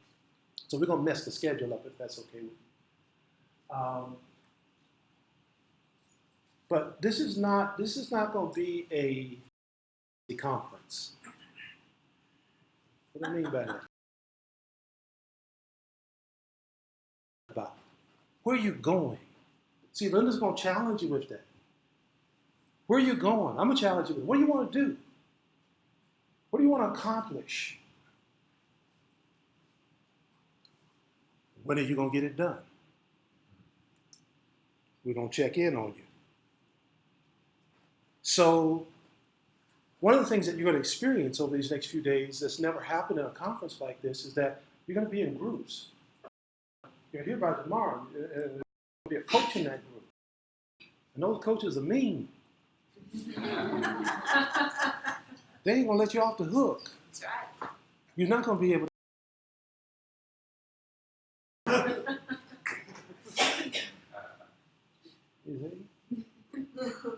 Yeah. You have to go to Mars. I think they got a trip going to Mars or something they were saying. Isn't it the Tesla guy, isn't he trying to go to Mars or Pluto or somewhere? Yeah. You're going to have to go with him to escape. But I want you to prepare your heart over the next few days. Peel away all of the stuff. Dig up those old dreams. I'm going to give me 2 minutes on secret will. Secret will. One of my earliest mentors, he looked at me and said, you have secret wealth. That's what he said to me. Now I was broke at the time. Well, that was good news. He said it doesn't matter where you're from, your ethnicity, your education. He said you have secret wealth. They're hidden assets and opportunities. All you must do is recognize them. Believe that they are there. And believe that you're entitled to harvest all the abundant wealth and riches that are available. And it can happen. And he asked me, do you believe it? Just like that. I was literally shocked. You ever had something just happen to you? You just failed silent. I know there's something in the Bible that just failed dumb. You're like, well, if I say no, if I say yes, and I had one of those mentors that he could just look at you and tell when you were lying. He could tell you, stop lying. I know you're lying. I can see the devil coming right up in your eye. It was crazy. A little bit of my backstory. I told you my father died when I was 16. A man by the name of Alvin came to my house. He was in A.L. Williams. He sold insurance door to door. Somehow he convinced my mother to let me travel to Washington, D.C. Now, can you imagine traveling to Washington, D.C. with these two men in the insurance industry? Come to find out, they worked in a company called Maranatha Associates. Maranatha means the blood of the business meeting. And he's got,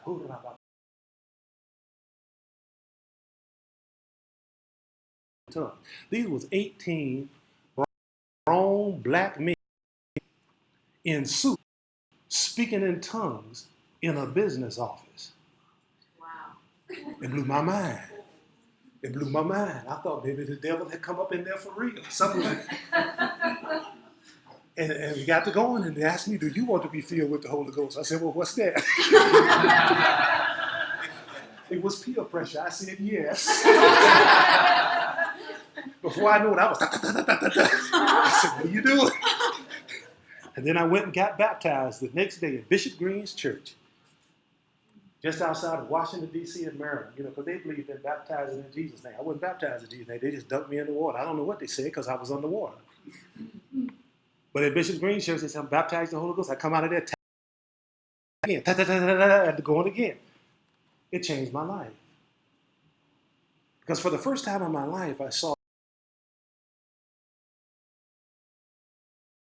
they were praying before they went to insurance meetings, and they were all earning six figures in A.L. Williams. I was shocked. It changed my life. My challenge to everybody that I meet and have an opportunity to talk to is be an Alvin to somebody. Be an Alvin. That's what my whole life is about. It's not having been involved in the coaching industry. That's good. It looks good on paper. It sounds good. It pays well. But it's really about paying forward what Alvin did in my life that changed and transformed me in a significant way. So my challenge to you is to equip yourself. Equip yourself with your thinking, the mindset, the insight, the understanding to be an Alvin. Who are you an Alvin to? Who are you an Alvin to? Whose life is going to be different because you decided to let go of your limitations? You decided that you were not going to let that hold you back anymore. You were going to shake off convention about what people told you that you should never do in your business office. Now, you don't have to go crazy.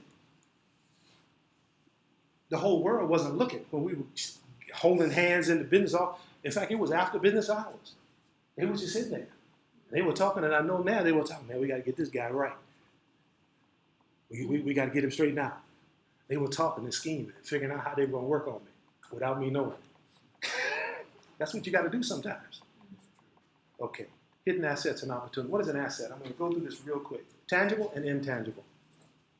Capsulated case study. I have a client in the real estate industry. Anybody ever heard of Zip Realty? This was the guy who was the first employee of Zip Realty. Zip Realty is the only publicly traded real estate company on the internet.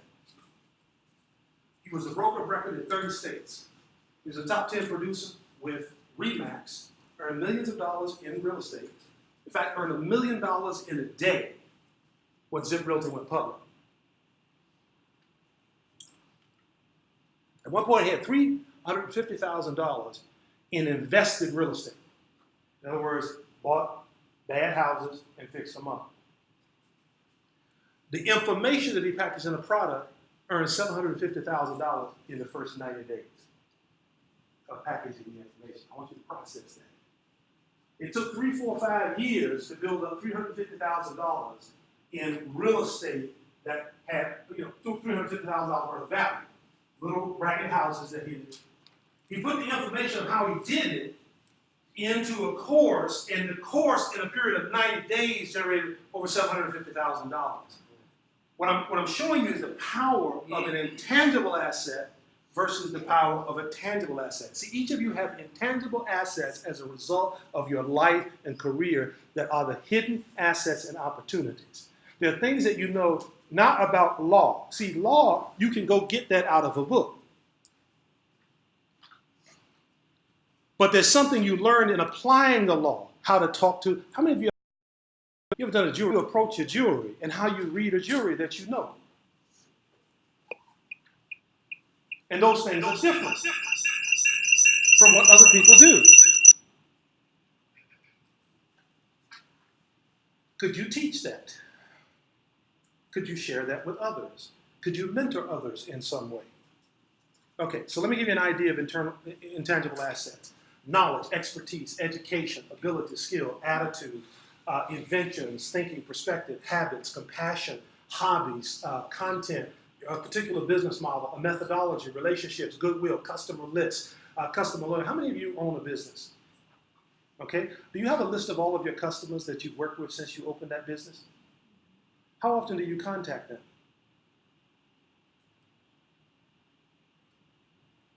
Going forward, Vaughn, send them one of your videos every week. Even if they're bad videos. Even if you're embarrassed by the video. Even if you say, oh, my hair wasn't right. Oh, my goodness, I stuck my tongue out at the wrong time in the video. He's got the best videos, really. Send him a video. Yes. He does? Yeah, he's got really great videos, actually. Really? Yeah, absolutely. So, yeah. That's cool. Why are you hiding them? No, don't answer that question. I want to encourage you to regularly communicate with your list of customers. Why? Because what we found out is that 20% of your customers will reactivate if you consistently follow up with them. Customers who haven't bought in the past, 20% of those customers will reactivate if you will give them a reason why. Okay? That's a little bit off topic, but I felt like that was important for somebody to hear. Okay? Intangible assets. I love this quote by Peter Daniels. Knowledge and wisdom make a man richer by adding value to one's intangible assets than any other form of wealth.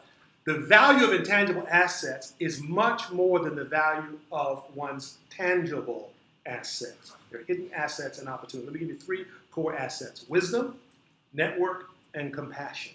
These are the 3 secrets of the spiritual profession. This is the secret sauce. You'll hear Linda talk about, and we'll have an assessment for you tomorrow to figure out your score as a spiritual professional. How are you doing in your life? How attractive are you to what you want in your life? So there's 3 things, your 3 core assets. You've got wisdom. Wisdom is simply, from my estimate, well, wisdom is the discerning of difference. But how does the discerning of difference happen? How do you know the difference between A or B? How did Solomon know the difference between one woman's reaction and another woman's reaction to the same situation? There's knowledge, there's understanding, and there's skillfulness. You'll hear Will talk about the spirit of excellence tomorrow. These are the things that factor in that bring excellence. Knowledge, understanding, skillfulness. Your network is your net worth. I want to encourage you over the next 30 days to cultivate a list of at least 100 people that you know that have expertise and knowledge in a particular area. So on your list, you should have at least one lawyer that you can call and ask for information. See, the thing that stops most people is that when they face a problem, they have no one to call to get the answer.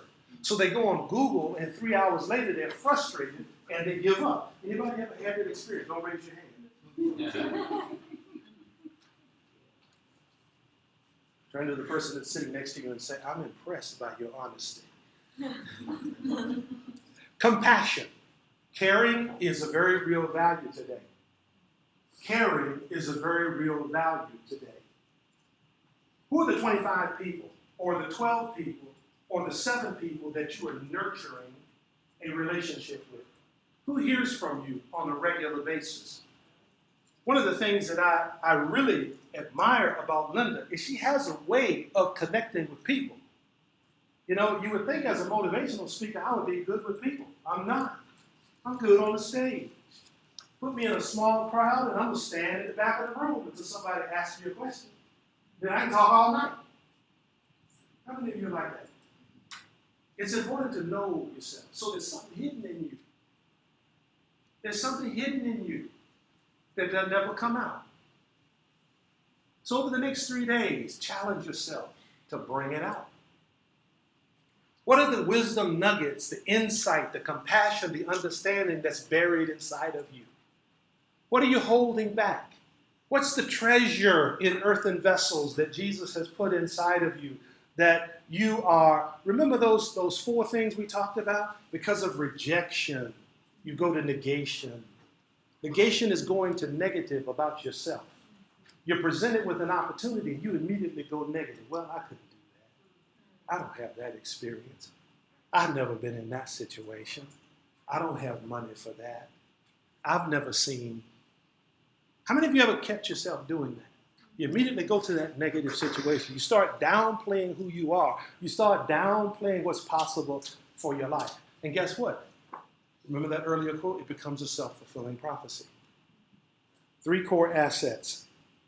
3 core assets. Now, we're going to get ready and wrap up this particular part here.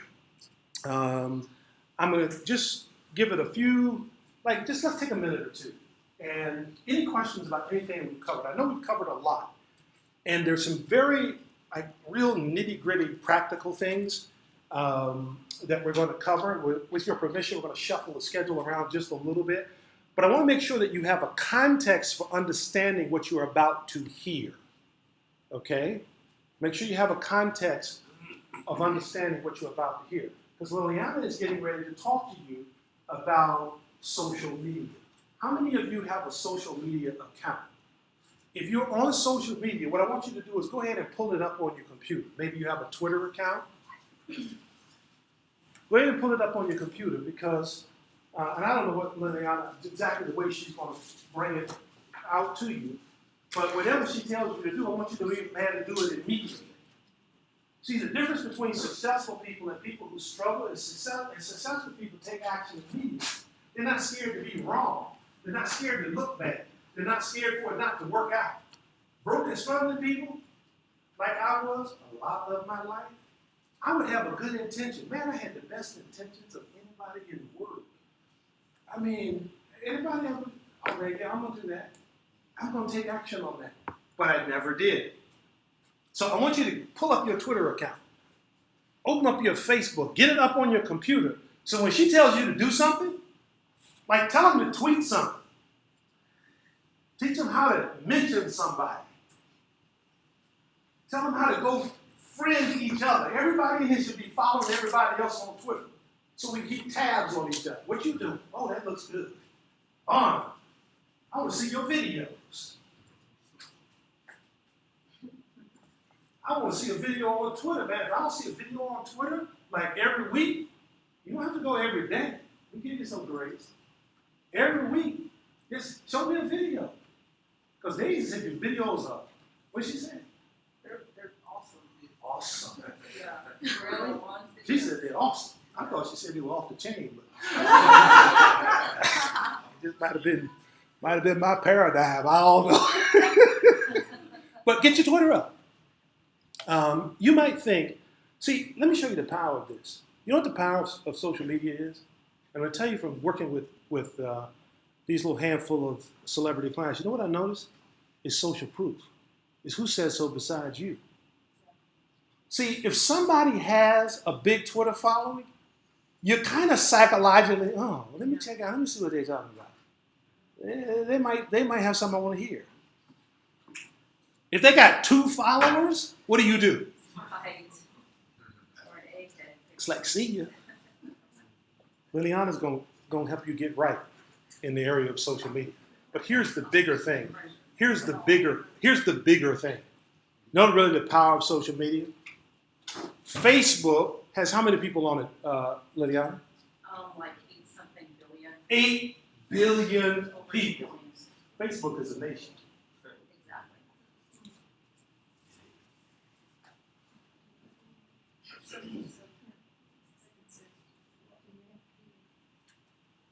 $8 billion people.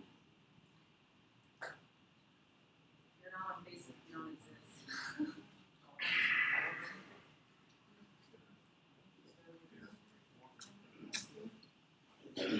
So here are 3 questions I want you to ask Liliana, because I just want to model something for you. Yes. So since I found Facebook, the reason being, I counsel. Uh-huh. So I did this for 8.5 years. Yes. I thought, Lord, me being on Facebook, everybody likes me because they want me counseling or what have you. So I had to get off of Facebook until it's now 8.5 years, sort of starting all over. So that's why. So Liliana probably has a solution for that. That's a great question to ask her. In fact, that's a beautiful question to ask. What do I post on Facebook, and how do I post on Facebook in such a way that everybody's not asking me for free advice and wanting me to give free advice? In fact, I recommend sending them an article I read in Forbes. You can't pick my brain because it costs too much. In fact, Google that right now. You should have a link to that. And anybody that wants free advice, just send them the link to that article. In fact, it's also, it says you can't pick my brain because it costs too much.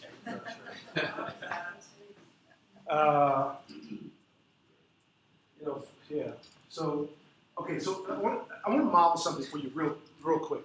Have questions to ask somebody. Anytime you count excellent.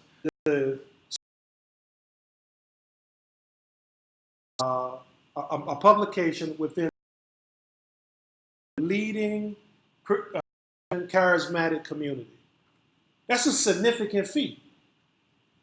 How did you do that? How can I apply that to me as one person? So what I want to encourage you to do right now is write down the top 3 questions you have about social media. Write them down. Write them down, type them down, get them in your mind. What are the top 3? And I want you to be very, very, very specific to your situation. What are the top 3 questions that you have about social media? Now, any questions about anything that we've talked about up to this point? And I want to suggest a couple of action steps for you. Yes? So one question in regards to the Facebook issue. So I got off because of what I did. So now I'm starting over. What's your business? Well, 8.5 years missionary. Business management and marketing is my degree. So what are you doing now? I'm starting over. And what are you doing starting over? Counseling, mentoring, working with sexually abused kids, used to work with the government. So I have an extensive background. How many of you are kind of in the same situation as she is? What's your first name? Jennifer. Where how many of you are like, you've done like 20 different things and you've done them well at different seasons of your life and you have a whole bunch of things and you're like wondering like, what's next? Are any of you in that category? I'm just curious. Okay. All right, great. So direct the Facebook question to Liliana, okay, when she comes up about that. But I want to keep that in mind because I think what we're going to talk about a little bit later will be of enormous value to you. Okay? All right, so would it be appropriate now if we took like a 5-minute break for water and bathroom and then she can get set up and put her stuff up here so she can get going? Okay? Awesome. Thank you for your attention. We'll be back in 5 minutes.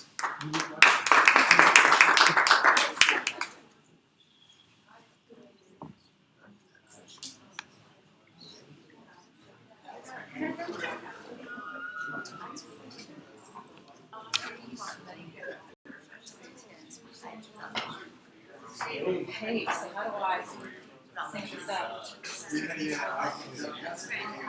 So with this